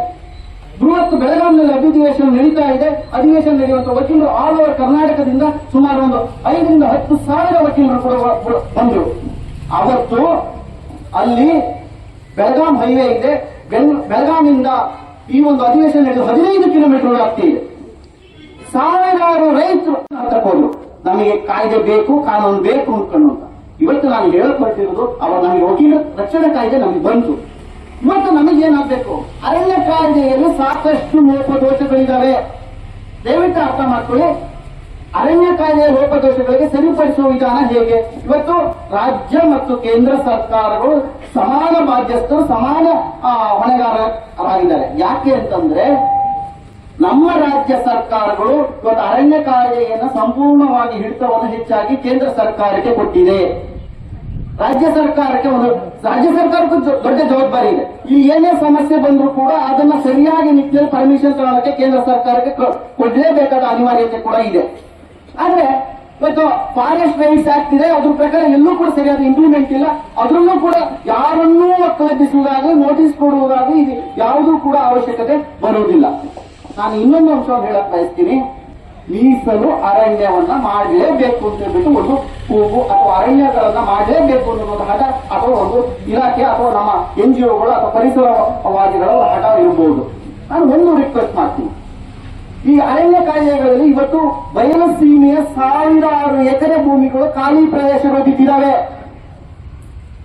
ಇವತ್ತು 1000 ಪ್ರದೇಶಗಳನ್ನು ಇವರು ಯಾಕೆ ಮೀಸಲು ಮಾಡಬಾರದು? ಉದಾಹರಣೆಗೆ ಮೊನ್ನೆ ತೀರಿ ಹೋದಂತ ಸಾಲು ಮರ ತಿಮ್ಮಕ್ಕ ಬಯಲು ಸೀಮೆಯಲ್ಲಿ ಗಿಡ ನೆಟ್ಟು ಬೆಳೆಸಿ ತಾಯಿ ಇವತ್ತು ನಮ್ಗೆಲ್ಲ ಆದರ್ಶ ವ್ಯಕ್ತಿಯಾಗಿ ತಾಯಿಯಾಗಿದ್ದಾರೆ. ನಾವು ಬದುಕು ಕಟ್ಕೊಂಡಿರುವಂತ ಜನರು ಮೀಸಲು ಅರಣ್ಯ ಮಾಡ್ತಾರಲ್ಲ, ಇದೇ ಮೀಸಲು ಅರಣ್ಯನ ಇವರಿಗೆ ಅರಣ್ಯ ಯೋಜನೆಗಳು ಬೇಕು. ಇವತ್ತು ಗುದ್ದಾಟ ಮಾಡ್ತಿದ್ದಾರೆ. ಅರಣ್ಯ ಭೂಮಿ ಹೋಯ್ತು, ನಮಗೆ ಶರಾವತಿ ಯೋಜನೆಗಳು ಬೇಕು ಅನ್ನೋ ದೊಡ್ಡ ಹೋರಾಟ ನಡೀತಾ ಇದೆ. ಹಾಗಾಗಿ ಅರಣ್ಯಗಳು ಬೇಕೇ ಬೇಕು. ಇವತ್ತು ಪರಿಸರ ಮಾಲಿನ್ಯ ಆಗ್ತಾ ಇದೆ ಅಂತಂದ್ರೆ ಬಯಲು ಸೀಮೆಯ 1000 ಎಕರೆ ಬರಡು ಭೂಮಿಗಳಿದ್ದಾವೆ. ತಂತ್ರಜ್ಞಾನ ಇಲ್ವಾ? ಬೇಕಾದಷ್ಟು ವೈಜ್ಞಾನಿಕ ಹಿನ್ನೆಲೆ ಇಲ್ವಾ? ಇಸ್ರೇಲ್ ಅಂತ ದೇಶದಲ್ಲಿ ಮರಳುಗಾಡಿನಲ್ಲಿ ಏನೇನು ಸಾಧನೆಗಳು ಮಾಡಿದ್ದಾರೆ. ಇವತ್ತೆಲ್ಲ ಕಡೆ ತಂತ್ರಜ್ಞಾನಗಳು ಫ್ಯಾಕ್ಟರಿ ಆಫ್ ಸೆಕೆಂಡ್ ಅಲ್ಲಿ ಎಲ್ಲ ಕಡೆ ಸಿಗ್ತಾ ಇದೆ. ನಾವು ಬದುಕಿರುವ ನಾಡಿನ ಮಣ್ಣಿಗೆ ತೆಗೆದುಕೊಂಡು ಹೋಗಿ ಇವತ್ತು ಮೀಸಲು ಅರಣ್ಯ ಮಾಡ್ತೀವಿ ಅಂತ ಹೋಗ್ತಿದ್ದಲ್ಲ, ಇವತ್ತು ಇದು ಅವೈಜ್ಞಾನಿಕ ಆಗಿದೆ. ಒಂದು ವೇಳೆ ಇಲ್ಲಿ ಮಾಡಲೇಬೇಕು ಅಂತಾದ್ರೆ ಇವರು ಅರಣ್ಯ ಇಲಾಖೆಗೆ ಸರ್ವ ಸಂಪನ್ನಗಳು ಕೂಡ ಸರ್ಕಾರ ಕೊಟ್ಟೇ ಕೊಡುತ್ತೆ. ಯಾವುದೇ ರೀತಿಯ ತೊಂದರೆ ಇಲ್ಲ. ನೀರು ಬೇಕಾ, ವೈಜ್ಞಾನಿಕ ಪ್ರೊಟೆಕ್ಷನ್ ಬೇಕಾ, ಎಲ್ಲವನ್ನೂ ಕೊಡುತ್ತೆ. ಈ ಕಾನೂನುಗಳು ಬರಬೇಕು ಅಂತಂದ್ರೆ ನಾವು ಬೀದಿಗಿಳಿದು ಹೋರಾಟ ಮಾಡಬೇಕು. ನಾವು ಬೀದಿಗಿಳಿದು ಹೋರಾಟ ಮಾಡಿದಾಗ ಕಾನೂನಿನ ದಿಕ್ಕು ದಸೆ ಬರುತ್ತೆ, ಕಾನೂನು ಹೋಗ್ತಾ ಹೋಗ್ತವೆ. ಇವತ್ತು ಏನಾಗಿದೆ ಅಂತಂದ್ರೆ ಹಳೆಯ ಕಾನೂನುಗಳು ಇಟ್ಕೊಂಡು ಅರಣ್ಯ ಇಲಾಖೆ ಅಧಿಕಾರಿಗಳ ಮೇಲೆ ಒತ್ತಡ ಹೇರ್ಬಿಟ್ಟು ಅವ್ರಿಗೆ ಇಂಪ್ಲಿಮೆಂಟ್ ಮಾಡಿ 2002 2025 ಬಂದು ಇಂಪ್ಲಿಮೆಂಟ್ ಮಾಡ್ತೀವಿ ಅಂತ ಬರ್ತಿದ್ದಾರೆ. ಅದನ್ನ ಅನುಷ್ಠಾನಕ್ಕೆ ತರ್ತೀವಿ ಅಂತ ಇಟ್ಕೊಂಡು. ಹಾಗಾದ್ರೆ ಅನುಷ್ಠಾನ ತರುವುದು ಹೇಗೆ ಸಾಧ್ಯ? 25 ವರ್ಷದಲ್ಲಿ ಎಷ್ಟು ಕುಟುಂಬಗಳು ಡಿವೈಡ್ ಆಗಿ ಹೊಡೆದು ಹೋಗಿದ್ದಾವೆ, ಎಷ್ಟು ಕುಟುಂಬಗಳು ಜೀವನಾಧಾರಿತ ಆಗಿದ್ದಾವೆ, ಎಷ್ಟು ಕುಟುಂಬಗಳಿಗೆ ಎಲ್ಲರಿಗೂ ಸರ್ಕಾರಿ ಉದ್ಯೋಗಗಳು ಸಿಕ್ಕಿದಾವೆ. ಬೆಂಗಳೂರು ಹೋಗಿ ಎಷ್ಟು ಜನ ಕಷ್ಟಪಡ್ತಾರೆ ಜೀವನ ಮಾಡ್ತಾ ಇಲ್ಲ. ಇವತ್ತು ಭೂಮಿಯಲ್ಲಿ ಎಷ್ಟು ಕಷ್ಟದಿಂದ ಬದುಕ್ತಾ ಇದ್ದಾರೆ. ನಾವು ವಾಸ್ತವ ಸ್ಥಿತಿಗಳನ್ನ ಅರಿಬೇಕು. ಇದರಿಂದ ನಾನು ಹೇಳೋದಿಷ್ಟೇ, ಅರಣ್ಯ ಕಾನೂನುಗಳಿಗೆ ಮೊದಲನೇದಾಗಿ ತಿದ್ದುಪಡಿ ತರುವುದಕ್ಕೆ ಸಾಕಷ್ಟು ಅವಕಾಶಗಳಿದ್ದಾವೆ. ಅದು ಹೋರಾಟಗಳಾಗಬೇಕು, ಇನ್ನಷ್ಟು ಅವಕಾಶಗಳು ಬೇಕು. ರಾಜ್ಯ ಮತ್ತು ಕೇಂದ್ರ ಸರ್ಕಾರಗಳು ಇದರಲ್ಲಿ ಸೂಕ್ತವಾದ ಒಂದು ನಿರ್ಧಾರ ತೆಗೆದುಕೊಳ್ಬೇಕು. ಇನ್ನೂ ಕೂಡ ನಮ್ಮ ಹೋರಾಟಗಳು ಇದು ಒಂದು ವೇಳೆ ಇಲ್ಲಿ ನಿರ್ಧಾರಗಳು ಆಗಿಲ್ಲ ಅಂದ್ರೆ ನಿರಂತರ ಹೋರಾಟಗಳ ಮೂಲಕವೇ ಸರಿ ಆಗುತ್ತೆ. ಯಾರು ಭಯ ಪಡುತ್ತೆ. ಈ ಸ್ವತಂತ್ರ ದೇಶ ಬಂದಿದ್ದು ಬೀದಿಗಳು ಹೋರಾಟ ಮಾಡಿದ್ರಿಂದ. ಮನೆಯಲ್ಲಿ ಕೂತ್ಕೊಂಡ್ರೆ ಯಾವುದು ಆಗುದಿಲ್ಲ. ದಯವಿಟ್ಟು ಅರ್ಥ ಮಾಡ್ಕೊಳ್ಳಿ. ಮನೆಯಲ್ಲಿ ಕೂತ್ಕೊಂಡ್ರೆ ನಿಮಗೆ ಊಟ ತಿಂಡಿ ಆಗ್ಬೋದು, ಅದು ಬೆಳ್ಕೊಂಡು ತಿನ್ಕೊಬಹುದು ಅಷ್ಟೇ. ಆದ್ರೆ ಒಂದು ದಿನದಲ್ಲಿ ವರ್ಷದಲ್ಲಿ 5 ದಿವಸ ಆದರೂ ನಮ್ಮ ಬದುಕಿಗೆ ಹೋರಾಟ ಜೀವನ ರೂಪಿಸ್ಕೊಳ್ಳೋಣ ಅಂತ ಹೇಳ್ತಾ ನಾನು 2 ಮಾತನ್ನು ಮುಗಿಸ್ತೀನಿ. ಧನ್ಯವಾದಗಳು. ನಮಸ್ಕಾರ. ಸೇರಿರ್ತಕ್ಕಂಥ ರೈತ ಬಂಧುಗಳೇ, ಕಾರ್ಮಿಕರು, ನಾನು ನಿಜವಾಗಿ ಯಾರ ಪರ ಮಾತಾಡ್ಲಿಕ್ಕೆ ನನಗೆ ಬಂದಿಲ್ಲ.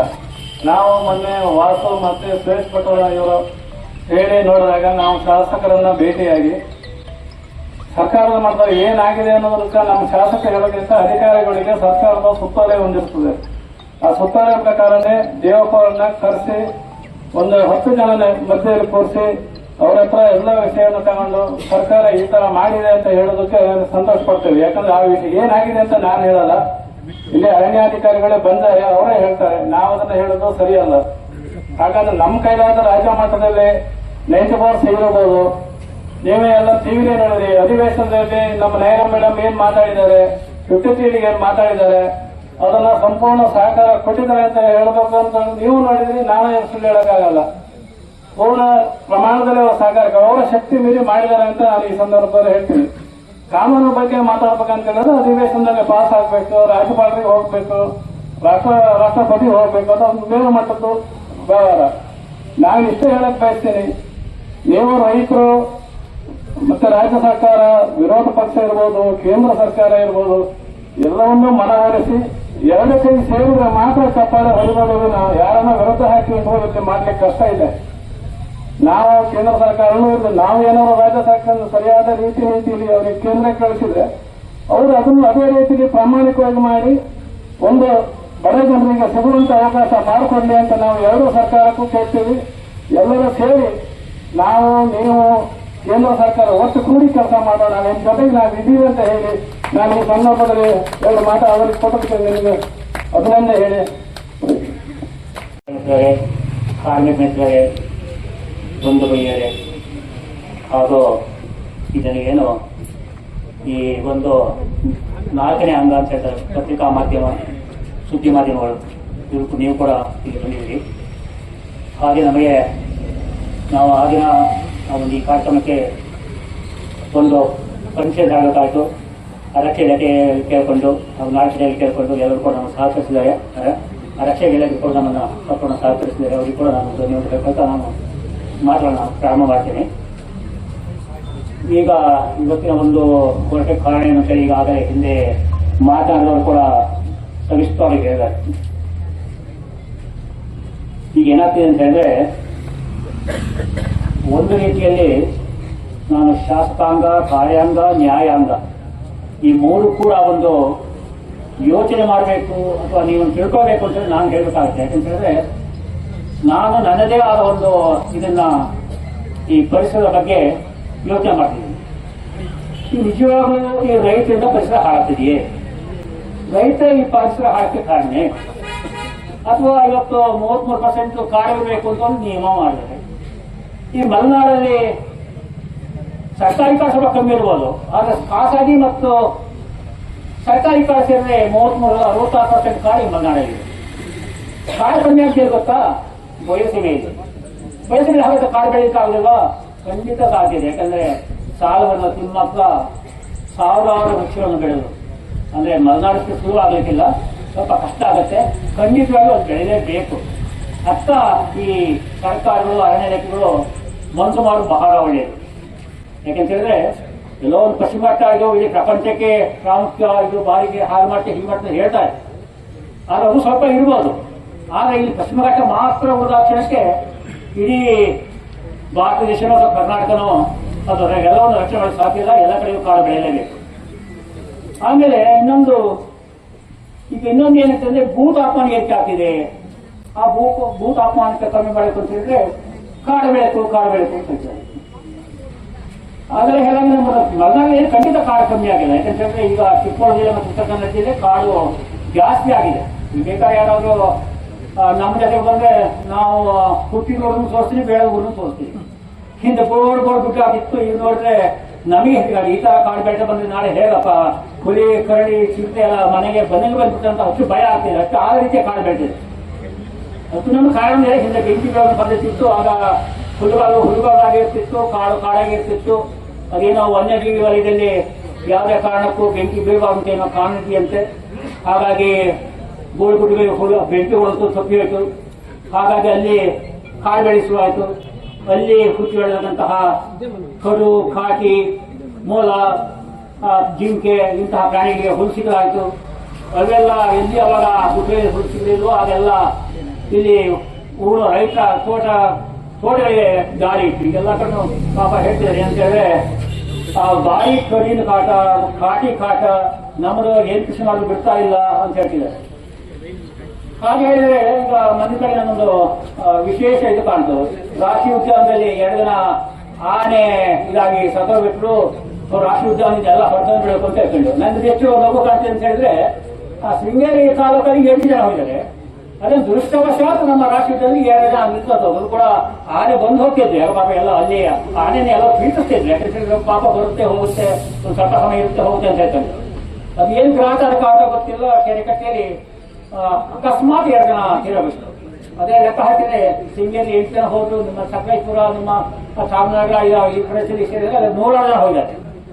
ಇನ್ನೊಂದು ಇದು ನಮ್ಮ ರಾಷ್ಟ್ರೀಯ ಕಡು, ಕಾಟಿ ಇವೆಲ್ಲ ರಾಷ್ಟ್ರೀಯ ಉದ್ಯಾನದಲ್ಲಿ ಜನ ಎಲ್ಲ ಕಾಲ್ ಮಾಡಿಬಿಟ್ರೆ ಒಂದೇ ರೀತಿ ಪ್ರಾಣಿಗಳಲ್ಲಿ ಹುಟ್ಟೋದೇ ಭ್ರಮೆ ಇರಬೇಕು. ಅದು ಖಂಡಿತ ನಿಜವಾದ ಭ್ರಮೆ.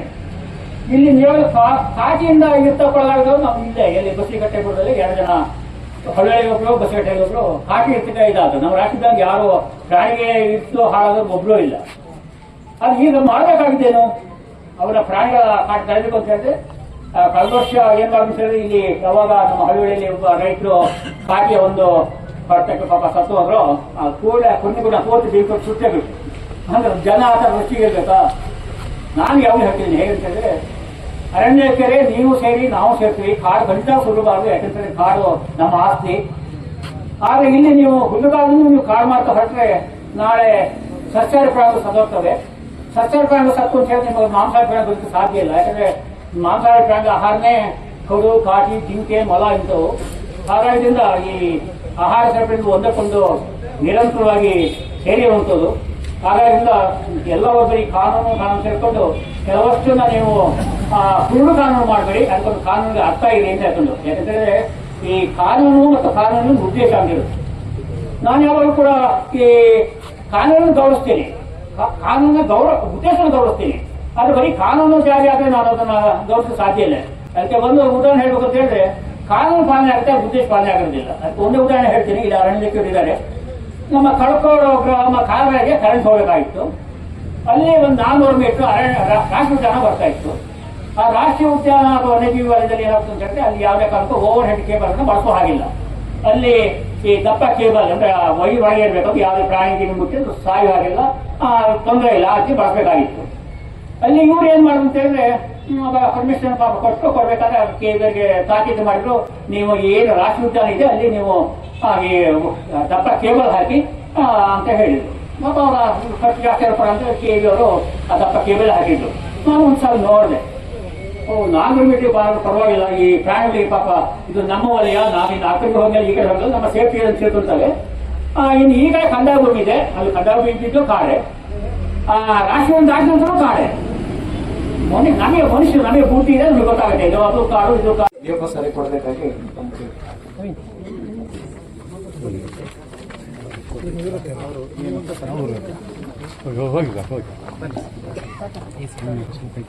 ವಿಷಯ ಜನವಿರೋಧಿ ಅರಣ್ಯ ಕಾನೂನುಗಳನ್ನು ರದ್ದುಗೊಳಿಸುವ ಬಗ್ಗೆ. ಮೇಲ್ಕಂಡ ವಿಷಯಕ್ಕೆ ಸಂಬಂಧಿಸಿದಂತೆ ಮಲೆನಾಡಿನ ರೈತರು ಹಾಗೂ ಇಲ್ಲಿಯ ಜನರಿಗೆ ಈಗ ಇರುವ ಅರಣ್ಯ ಕಾನೂನುಗಳು ಕಾರಣಗಳಿಂದ ಕೃಷಿ ಜಮೀನುಗಳಿಗೆ ಹಾಗೂ ವಾಸದ ಮನೆಗಳಿಗೆ ಹಕ್ಕುಪತ್ರ ಪಡೆಯಲು ತೊಡಕಾಗಿರುತ್ತದೆ. ಸೆಕ್ಷನ್ 4 ಹಾಗೂ ಸೆಕ್ಷನ್ 17 ಮಾಡುವುದರಿಂದ ಮುಂದೆ ಸಾರ್ವಜನಿಕ ಉದ್ದೇಶಗಳಿಗೆ ಹಾಗೂ ವಸತಿ ರೈತರಿಗೆ ಭೂಮಿ ಅಗತ್ಯವಿರುವುದರಿಂದ ಇಂತಹ ಕಾನೂನುಗಳು ಸರ್ಕಾರಕ್ಕೆ ಹಾಗೂ ಸಾರ್ವಜನಿಕರಿಗೆ ಸಮಸ್ಯೆ ಆಗಬಹುದು. ಈ ಕಾರಣಕ್ಕಾಗಿ ಇಂತಹ ಜನವಿರೋಧಿ ಕಾನೂನುಗಳನ್ನು ಜಾರಿ ಮಾಡಬಾರದು. ಹಾಗೆಯೇ ಈಗಾಗಲೇ ಕೃಷಿ ಮಾಡಿರುವ ಹಾಗೂ ವಾಸ ಮಾಡುತ್ತಿರುವ ಜಮೀನು ಮತ್ತು ಮನೆಗಳಿಗೆ ಹಕ್ಕುಪತ್ರ ಕೊಡಬೇಕಾಗಿ ಪ್ರತಿಭಟನೆ ಹಾಗೂ ಧರಣಿ ಮೂಲಕ ಆಗ್ರಹ ಮಾಡುತ್ತಿದ್ದೇವೆ. ನಮ್ಮ ಹಕ್ಕೊತ್ತಾಯಗಳು: 1. ಈಗ ಪಾಣಿಯಲ್ಲಿ ಲಭ್ಯವಿರುವ ಗೋಮಾಳ ಭೂಮಿಯನ್ನು ಕಂದಾಯ ಮೀಸಲು ಅರಣ್ಯವಾಗಿ ಘೋಷಿಸಬಾರದು. 2001-2002ರಲ್ಲಿ ಅಂದಿನ ಜಿಲ್ಲಾಧಿಕಾರಿಗಳು ಅರಣ್ಯ ಎಂದು ಘೋಷಿಸಿರುವ ಸರ್ವೆ ನಂಬರ್ಗಳಲ್ಲಿ ಈಗಾಗಲೇ ಕೃಷಿ ಭೂಮಿಗಳಿದ್ದು ಇವುಗಳ ಮಂಜೂರಾತಿಗೆ ಸಮಸ್ಯೆಯಾಗಿರುವುದರಿಂದ ಮತ್ತೆ ಈ ಭೂಮಿಗಳನ್ನು ಕಂದಾಯ ಭೂಮಿಗಳನ್ನಾಗಿ ಘೋಷಿಸಬೇಕು. ಫಾರಂ ನಂಬರ್ 50, 53, 57 ಹಾಗೂ 94C ಅಡಿಯಲ್ಲಿ ಅರ್ಜಿ ಹಾಕಿದ ಎಲ್ಲ ಅರ್ಹ ಫಲಾನುಭವಿಗಳಿಗೆ ಕೂಡಲೇ ಹಕ್ಕುಪತ್ರ ವಿತರಿಸಲು ಕ್ರಮ ಕೈಗೊಳ್ಳಬೇಕು. 4. ಪ್ರತಿ ಗ್ರಾಮ ಪಂಚಾಯತಿ ವ್ಯಾಪ್ತಿಯಲ್ಲಿ ಕನಿಷ್ಠ 10 ಎಕರೆ ಭೂಮಿಯನ್ನು ನಿವೇಶನಕ್ಕಾಗಿ ಮೀಸಲಿಡಬೇಕು. ಫಾರಂ ನಂಬರ್ 57 ಮಂಜೂರಾತಿಗೆ ವಾಣಿಜ್ಯ ಬೆಳೆಗಳನ್ನು ಹೊರಗಿಟ್ಟಿರುವುದರಿಂದ ಮಲೆನಾಡಿಗರಿಗೆ ಅನ್ಯಾಯವಾಗುತ್ತಿದ್ದನ್ನು ಇದನ್ನು ಸರಿಪಡಿಸಬೇಕು. ಅರಣ್ಯ ಕಾಯ್ದೆಗೆ ತಿದ್ದುಪಡಿ ತರಲು ರಾಜ್ಯ ಸರ್ಕಾರ ಕೇಂದ್ರ ಸರ್ಕಾರಕ್ಕೆ ಶಿಫಾರಸು ಮಾಡಬೇಕು. ಹಾಗೆ ಕೇಂದ್ರ ಸರ್ಕಾರ ಅರಣ್ಯ ಕಾಯ್ದೆಗೆ ತಿದ್ದುಪಡಿ ತರಲು ಸಂಸತ್ತಿನ ಕಾನೂನು ರೂಪಿಸಬೇಕು. ಅರಣ್ಯ ಹಕ್ಕು ಕಾಯ್ದೆಯಲ್ಲಿ ಪರಿಶಿಷ್ಟ ಪಂಗಡದವರಿಗೆ ಇರುವ ಕಾಲಮಿತಿಯನ್ನು ಅರಣ್ಯವಾಸಿಗಳಾದ ಎಲ್ಲಾ ಸಮುದಾಯದವರಿಗೂ 2005 ಡಿಸೆಂಬರ್ 13 ನಿಗದಿಪಡಿಸಿ ಅರಣ್ಯ ಹಕ್ಕುಪತ್ರಗಳನ್ನು ನೀಡಲು ಕ್ರಮ ಕೈಗೊಳ್ಳಬೇಕು. ಕಳಸಾ ತಾಲೂಕಿನಲ್ಲಿ ಸುಮಾರು 400 ರೈತ ಫಲಾನುಭವಿಗಳ ಮಂಜೂರಾತಿಯನ್ನು ರದ್ದುಗೊಳಿಸುವ ಪ್ರಕ್ರಿಯೆ ನಡೆಸಿದ್ದು ಈ ಪಟ್ಟಿಯಲ್ಲಿ ಅರ್ಹ ಫಲಾನುಭವಿಗಳಿಗೆ ನ್ಯಾಯ ದೊರಕಿಸಿಕೊಳ್ಳಬೇಕು. ಈಗಾಗಲೇ ಬೇರೆ ಬೇರೆ ಕಾರಣಗಳಿಂದ ಕೆಲವರ ಪಾಣಿಗಳು ರದ್ದಾಗಿದ್ದು ಅರ್ಹ ರೈತರ ಪಾಣಿಗಳನ್ನು ಪುನಃ ಚಾಲನೆಗೊಳಿಸಬೇಕು. ಗ್ರಾಮ ಅಭಿವೃದ್ಧಿ ಅರಣ್ಯ ಇಲಾಖೆ ಅಡಚಣೆ ಮಾಡುವುದನ್ನು ನಿಲ್ಲಿಸಬೇಕು. ಗ್ರಾಮೀಣ ಭಾಗದ ರಸ್ತೆಗಳನ್ನು ಕಾಂಕ್ರೀಟೀಕರಣಗೊಳಿಸಿ ಸರ್ವ ಋತು ರಸ್ತೆಗಳನ್ನು ಅಡ್ಡಿ ಮಾಡಬೇಕು. ಈಗಾಗಲೇ 94C ಅಡಿಯಲ್ಲಿ ಅರ್ಜಿ ಹಾಕಿ ವಜಾ ಆದವು ಮರುಪರಿಶೀಲಿಸಬೇಕು ಹಾಗೂ ಮತ್ತೊಮ್ಮೆ ಅರ್ಜಿ ಹಾಕಲು ಕ್ರಮ ಕೈಗೊಳ್ಳಬೇಕು. ಅರ್ಜಿ ನಮೂನೆ 50-53ರಲ್ಲಿ ಮಂಜೂರಾದ ಎಲ್ಲಾ ರೈತರ ಭೂಮಿಯನ್ನು ಪಕ್ಕಾಪೊಡಿ ಮಾಡಿ ಗಡಿಗೊಂದಲ ನಿವಾರಿಸಬೇಕು. ಅರಣ್ಯವೆಂಬ ನೆಪವೊಡ್ಡಿ ಯಾವುದೇ ಬಡವರ ರೈತರ ಹಕ್ಕುಪತ್ರಗಳನ್ನು ವಜಾ ಮಾಡಬಾರದು ಹಾಗೂ ತೆರವುಗೊಳಿಸಬಾರದು. ವಂದನೆಗಳೊಂದಿಗೆ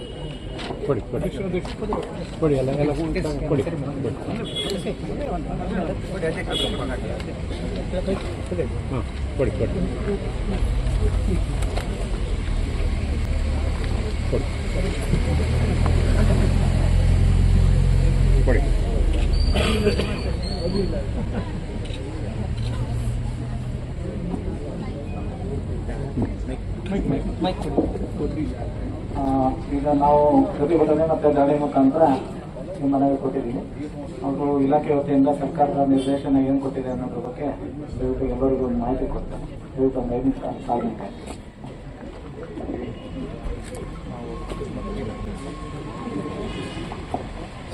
ಎಲ್ಲರಿಗೂ ನಮಸ್ಕರಿಸುತ್ತಾ ಈ ದಿನ ಕಳಸಾ ರೈತ ಕಾರ್ಮಿಕ ಹಿತರಕ್ಷಣಾ ಸಮಿತಿ ಅವರು ಜನವಿರೋಧಿ ಅರಣ್ಯ ಕಾನೂನುಗಳ ರದ್ದುಗೊಳಿಸುವ ಬಗ್ಗೆ ಏನು ಕಳಸಾ ಅರಣ್ಯಾಧಿಕಾರಿಗಳ ಕಚೇರಿ ಮುಂದೆ ನಡೆಸುವ ಇದು ಕುರಿತು ಮತ್ತೆ ಅವರ ಹಕ್ಕೊತ್ತಾಯಗಳ ಕುರಿತು ನನಗೊಂದು ಮನವಿಯನ್ನು ಸಲ್ಲಿಸುತ್ತಾರೆ. ಇದು ಕುರಿತು ನಾನೇನು ಹೇಳಕ್ಕೆ ಇಷ್ಟಪಡ್ತೀನಿ ಅಂದರೆ, ಇದೇನು ನೋಟಿಸ್ ಬಂದಿದೆ ಅಂತ ತಾವೇನು ಹೇಳ್ತಾ ಇದ್ದಾರಲ್ಲ, ಅದು ಅರಣ್ಯ ವ್ಯವಸ್ಥಾಪನಾಧಿಕಾರಿಗಳು ಅದು ಮುಂದೆ ಏನಿತ್ತು ಅಂತ ಹೇಳಿದ್ರೆ ನವೆಂಬರ್ 2024ರ ಮುಂಚೆ ಈ ಏನು ಸೆಕ್ಷನ್ 4 ಆಗಿರ್ತದಲ್ಲ ಅದರಲ್ಲಿ ಐದರ್ ನಾವು ಹಕ್ಕುಗಳನ್ನ ಪುರಸ್ಕರಿಸಬೇಕು ಅಥವಾ ತಿರಸ್ಕರಿಸಿ ಫೈನಲ್ ಪ್ರಸ್ತಾವನೆಯನ್ನು ಸರ್ಕಾರಕ್ಕೆ ಸಲ್ಲಿಸಬೇಕಾಗಿರ್ತದೆ. ಬಟ್ ಇವಾಗ ಲಾಸ್ಟ್ ನಮ್ಮ ಇದರಲ್ಲಿ ಏನಾಗ್ತಾ ಇದೆ ಅಂದ್ರೆ, ಎಷ್ಟೋ ಜನ ರೈತರು ಪೊಸಿಷನ್ ಇರ್ತಾರೆ, ಬಟ್ ಅವ್ರಿಗೇನು ದಾಖಲೆಗಳಿರೋದಿಲ್ಲ.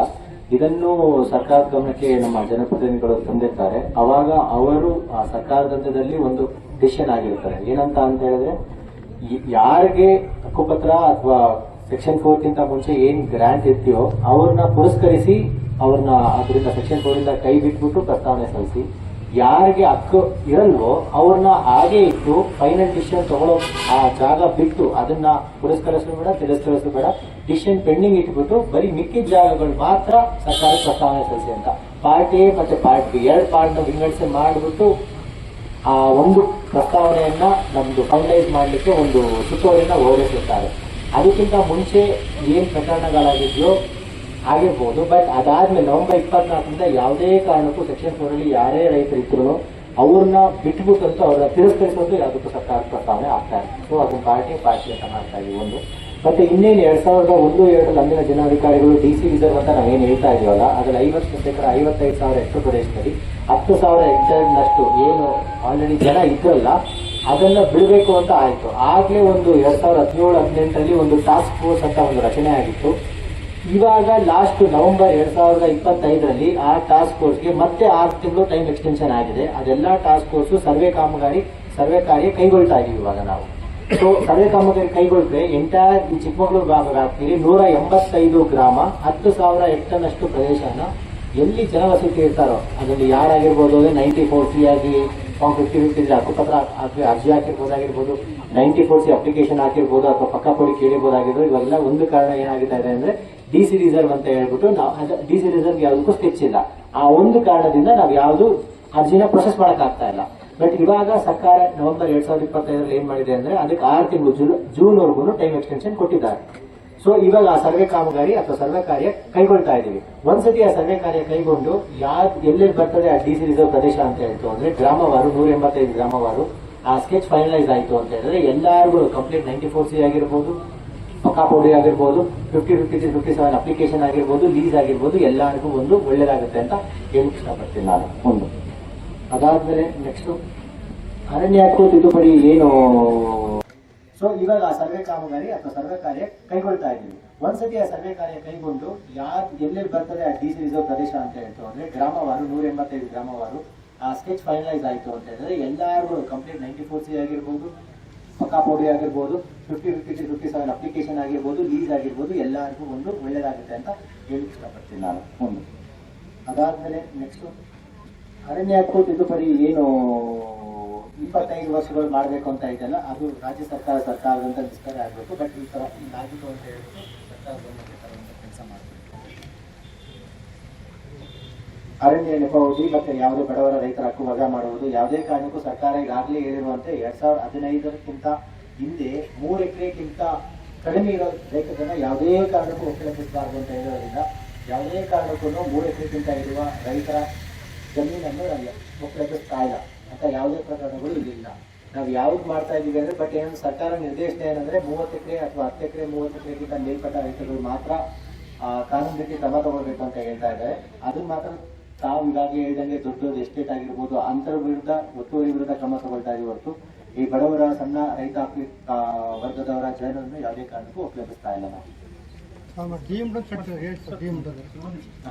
ಸರ್, ಈಗ ತಾವು ಈ ಸೂಕ್ಷ್ಮವನ್ನ ಅರ್ಥ ಮಾಡ್ಕೊಂಡಿದ್ವಿ. ಇದರಲ್ಲಿ ಬಹಳ ಮುಖ್ಯವಾಗಿ ಇಲ್ಲಿರೋ ರೈತರಿಗೆ ತಾಂತ್ರಿಕ ಅಂಶಗಳು ಬಹಳ ಅರ್ಥ ಆಗಲ್ಲ. ಟೆಕ್ನಿಕಲ್ ಇದು ನೀವೇನು 2000 ಇಸ್ವಿ ಮೇಲೆ ಅರ್ಥ ಆಗಲ್ಲ. ಬಟ್ ಇವರ ಮನದಾಳದಲ್ಲಿ ಏನಿದೆ ಅಂದ್ರೆ ಯಾವತ್ತು ಒಕ್ಕಲೆಬ್ಬಿಸುವಂತ ಭೀತಿಯವರಲ್ಲಿ ಇದೆ, ಆತಂಕ ಇದೆ. ಅರಣ್ಯ ಇಲಾಖೆ ಪ್ರತಿ ನೋಟಿಸ್ ಕೂಡ ಅವ್ರು ನಿಜೆಗೆ ಪ್ರತಿ ನೋಟಿಸ್ ಈಗ ನೀವು ಅದು ಟೆಕ್ನಿಕಲ್ ಆಗಿ ಬೆಳಗ್ಗೆ ಈ ಕಾರಣದಿಂದ ಹೇಳ್ಬೋದು. ಬಟ್ ಅವರಿಗೆ ಪ್ರತಿ ಕ್ಷಣವೂ ಕೂಡ ಪ್ರತಿ ನೋಟಿಸ್ ಕೂಡ ಅವರಿಗೆ ಮರಣಶಾಸನ ತರ ಕಾಣುತ್ತೆ. ದಯವಿಟ್ಟು ಆ ನೋಟಿಸ್ ಅನ್ನ ಹಿಂಪಡಿಬೇಕಾದ್ರೆ ಗ್ರೂಪ್ ಎ ಗ್ರೂಪ್ ಬಿ ಎ ಬಿಡಿ ಎ ದಟ್ ಇಸ್ ಅದು ಕೊಡುತ್ತೆ ಆಗುತ್ತೆ. ಸೊ ಬಿ ಏನಿದೆ ಬಿ ಅಲ್ಲಿ ನೀವು ಕೊಡುವ ಕೆಲವು ಏನೇನು ಪೂರಕ ಅಂಶಗಳನ್ನ ಕೊಡಬೇಕಂತೀವಿ ಅದು ಕೆಲವು ರೈತರಿಗೆ ಆಗ್ತಾ ಇಲ್ಲ. ಮತ್ತೆ ಕೆಲವರದ್ದು ಈಗೆಲ್ಲ ಕೆಲವು ತೋರಿಯನ್ನು ತೆರವು ಮಾಡಿರೋದು, ಅಡಿಕೆ ಗಿಡ ಕಡಿದಿರೋದು ಎಲ್ಲ ಉದಾಹರಣೆಗಳು ನಮ್ಮ ತಾಲೂಕಿನಲ್ಲೂ ಇದೆ. ರೈತರು ಆತ್ಮಹತ್ಯೆ ಮಾಡ್ಕೊಂಡಿದ್ದು ತಾವು ಇದ್ರೇನು ಶೃಂಗೇರಿದಲ್ಲ ಈಗ ನಮ್ಮ ಕಳಸದಲ್ಲಿ ಒಂದು ಆತ್ಮಹತ್ಯೆಗಳಾಯ್ತು, ಕಾರ್ಗತ್ತಲ್ಲ. ಸೊ ಈ ತರದ ಆತಂಕಗಳನ್ನ ನಿವಾರಿಸುವಂತ ಪ್ರಯತ್ನ ತಾವು ಪಾಸಿಟಿವ್ ಆಗಿ ನೀವು ರೆಸ್ಪಾಂಡ್ ಮಾಡಿದ್ವಿ. ಎರಡನೇದು ಈಗೇನು DC ರಿಸರ್ವ್ ಏನಿದೆಯೋ ಅದನ್ನ 1,28,000 ಎಕರೆ 1,30,000 ಹೆಕ್ಟೇರ್ ಅದನ್ನೇನಿದೆ ರಾಜ್ಯ ಸರ್ಕಾರಕ್ಕೆ ನಾವು ಈಗಾಗಲೇ ಕೃಷ್ಣ ಬೈರೇಗೌಡರಿಗೆ ಮಾನ್ಯ ಮುಖ್ಯಮಂತ್ರಿಗಳಿಗೆ ಹಲವಾರು ಬಾರಿ ನಾವು ಹೇಳಿದ್ದೀವಿ. ಸರ್ಕಾರದಿಂದ ನೀವು ಅದನ್ನ ಇದು ಮಾಡಬೇಕು, ಪಿಟಿಷನ್ ಹಾಕ್ಬೇಕು.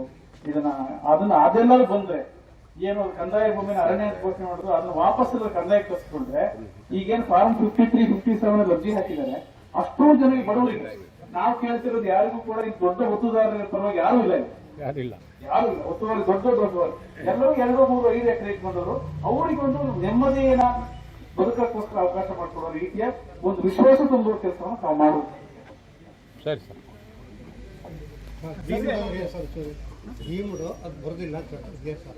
ಇವಾಗ ಡ್ರೀಮ್ಗಳು ಏನಾಗಿದೆ ಅಂತ ಹೇಳಿದ್ರೆ ಮುಂಚೆ 1998ರಲ್ಲಿ ಒಂದ್ಸತಿ ಪರಿಪಾಲಿತ ಅರಣ್ಯ ಪ್ರದೇಶದ ಒಂದು ಸರ್ವೆ ಕಾಮಗಾರಿಯಾಗಿ ಒಂದು ಪಟ್ಟಿ ರೆಡಿ ಆಯಿತು. ಅದಾದ್ಮೇಲೆ 2014ರಿಂದ 2018ರಲ್ಲೂ ಒಂದು ಪರಿಪಾಲಿತ ಅರಣ್ಯನ ತಿರ್ಗ ಅಲ್ಲಿ 98ರಲ್ಲಿ ಮಾಡಿದೀವಲ್ಲ ಅದೊಂದ್ಸತಿ ವೆರಿಫಿಕೇಶನ್ ಆಗಾಯ್ತು. ಇವಾಗ ಬಟ್ ಸರ್ಕಾರ ಏನು ಮನೆ ಇಟ್ಟಿದೆ ಅಂತ ಹೇಳಿದ್ರೆ ಆ ಪರಿಪಾಲಿತ ಅರಣ್ಯ ಅಂತ ನಾವೇನು ಮಾಡಿದೀವಲ್ಲ ಅದರಲ್ಲೂ ಎಷ್ಟೋ ಜನ ರೈತರಿದ್ದಾರೆ, ಅವ್ರದ್ದು ಜಮೀನಿದೆ ಅಂತ ಬಂದಂದು ಇವಾಗ ಇನ್ನೊಮ್ಮೆ ಪರಿಶೀಲಿಸಿ ಯಾವ್ದನ್ನಾರು ರೈತರಿದ್ದಾರಾ, ಅಲ್ಲಿ ಏನಾದ್ರು ಮನೆ ಕಟ್ಕೊಂಡಿದ್ದಾರಾ, ಅವ್ರದ್ದು ಏನಾದ್ರು ಕಾಫಿ ತೋಟ ಇದೆಯಾ, ಏನು ಬೆಳೆ ಇದೆಯಾ ಅಂತ ಮತ್ತೊಮ್ಮೆ ಪರಿಶೀಲಿಸಿ ಇನ್ನೊಂದು ಪಟ್ಟಿ ತಯಾರು ಮಾಡಿ ಅಂತ ಹೇಳಿದ್ದಾರೆ. ಇದು ಒಂದು ಒಳ್ಳೆ ಕಾರ್ಯ ಆಗಿದೆ, ಸರ್ಕಾರದಿಂದ ನಮಗೆ ಬಂದಿದೆ. ಸೊ ಇವಾಗಲೂ ಆ ಸರ್ವೆ ಕಾರ್ಯಗಳನ್ನು ನಡೀತಾ ಇದೆ. ಇವಾಗ ಸರ್ವೆ ಕಾರ್ಯ ಯಾವ್ದು ನಡೀತಾ ಇದೆ ಅಂತ ಹೇಳಿದ್ರೆ ಒಂದು ಪರಿಭಾವಿತ ಅರಣ್ಯದ ನಡೀತಾ ಇದೆ, ಅದಾದ್ಮೇಲೆ ಒಂದು DC ರಿಸರ್ವ್, ಅಧ್ಯಕ್ಷ ಹೇಳಿದಂಗೆ DC ರಿಸರ್ವ್ ನಡೀತಾ ಇದೆ.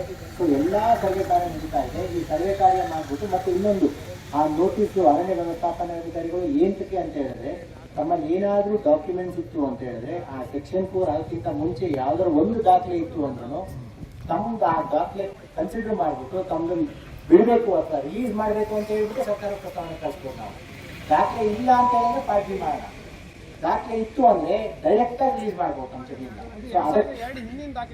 2002 ದಾಖಲೆ ಅಲ್ಲ, ಸೆಕ್ಷನ್ 4ಕ್ಕಿಂತ ಮುಂಚೆ ಹಿಂದಿನ ದಾಖಲೆ. ಸೆಕ್ಷನ್ 4 ಯಾವಾಗಿದೆ ಅಂದ್ರೆ ಕೆಲವು 12ರಲ್ಲಾಗಿದೆ, 13ರಲ್ಲಾಗಿದೆ, 18ರಲ್ಲಾಗಿದೆ, 20ರಲ್ಲಾಗಿದೆ. ಅದಕ್ಕಿಂತ ಮುಂಚೆ ಒಂದು ದಾಖಲೆ ಇತ್ತು ಅಂತಂದ್ರೆ ತಮ್ದು ಭೂಮಿ ಬಿಟ್ಬಿಟ್ಟು ನಾವು ಪ್ರಸ್ತಾವನೆ ಕಳಿಸ್ಬೋದು. ನಾವು ಅದಕ್ಕೋಸ್ಕರ ಕೇಳಿದೀವಿ ಹೊರತು ಯಾವುದೇ ಕಾರಣಕ್ಕೂ ಒಕ್ಕಲೆಬ್ಸೋದಲ್ಲ. ಸರ್ಕಾರ ನಿರ್ದೇಶನದಂತೆ 3 ಎಕರೆಗಿಂತ ಕಡಿಮೆ ಇತ್ತು ಅಂದ್ರೆ ಯಾವುದೇ ಕಾರಣಕ್ಕೂ ಒಕ್ಕಲೆಬ್ಸಲ್ಲ. ಯಾಕಂದ್ರೆ ಅಸಂತಂದ್ರೆ ಅವರಿಗೆ ಹಕ್ಕು ಸಿಗಬೇಕು. ಇದು ಹೇಗೆ ಬಿಟ್ಬಿಡ್ತೀರಿ ತೊಂದರೆ ಇಲ್ಲ, ಅವರನ್ನು ನಿಮ್ಮದಿಗೆ ಬಿಡ್ಬೋದು. ಡಿಆರ್ಗೆ ಆತಂಕ ಇದ್ದೇ ಇರುತ್ತೆ. ಆದಷ್ಟು ಬೇಗ ನೀವು ಜಂಟಿ ಸರ್ವೆ ಮಾಡಿ ಅವರ ಹಕ್ಕುಗಳನ್ನು, ಅವರ ಹಕ್ಕುಪತ್ರಗಳನ್ನು ನೀವು ಕೊಡಲೇಬೇಕು. ಅದನ್ನು ಸರ್ಕಾರ ಕೂಡ ನೀವು ಇಲಾಖೆಯಿಂದ ಒತ್ತಡ ತರಬೇಕು. ಇಲಾಖೆಯಿಂದ ನೀವು ಆದಷ್ಟು ಶಿಫಾರಸು ಮಾಡಿದೆ ಇಂಥ ಜಾಗದಲ್ಲಿ ಇದ್ದಾರೆ ಅಂತ ಸರ್ಕಾರ ಮಟ್ಟದಲ್ಲಿ ಅದನ್ನು ನಾವು ಒತ್ತಡ ಹೇರುವಂಥ ಕೆಲಸ ನಾವು ಮಾಡ್ತೀವಿ. ಅದಕ್ಕೆ ಈ ಸರ್ವೆ ಕಾಮಗಾರಿ ಕೈಗೊಳ್ತಾ ಇದ್ದೀವಿ. ಪರಿಭಾವಿತ ಅರಣ್ಯ ಪ್ರದೇಶವಾಗಿರ್ಬೋದು ಮತ್ತೆ DC ರಿಸರ್ವ್ ಆಗಿರ್ಬೋದು, ಎರಡು ಮೇನ್. ಒಂದ್ಸತಿ ಆ ಸರ್ವೆ ಕಾಮಗಾರಿ ಮುಗಿತು ಅಂತ ಹೇಳಿದ್ರೆ ಖಂಡಿತವಾಗ್ಲೂ ತಾವೇನೇ ನೀಡ್ತಾ ಇದ್ರಲ್ಲ ಎಲ್ಲದಕ್ಕೂ ಒಂದು ರಿಲೀಫ್ ಸಿಗ್ಬೋದು ಅಂತ ನಮಗೆ. ಅರ್ಜೆಂಟ್ ಆಗಿ ಸರ್ವೆ ಮಾಡಿಸ್ಬೇಕು. ಒಂದು ಜಂಟಿ ಸರ್ವೆ, ಎರಡನೇದಾಗಿ ಗ್ರಾಮಸ್ಥರ ಜೊತೆಲಿ ಇಟ್ಕೊಂಡು ಸರ್ವೆ ಅವ್ರು ಬರ್ತಾರೆ, ಅವ್ರ ಪಾಡಿಗೆ ಅವ್ರು ಬರ್ತಾರೆ, ಸರ್ವೆ ಮಾಡ್ತಾರೆ. ಮುಂಚೆ ಹಿಂದಿಂದು GPS ಆಗಿರ್ಬೋದು ಚೈನ್ ಸರ್ವೆನೇ ಮಾಡಿಸಿ. ಇನ್ನೊಂದು ವಿಚಾರ,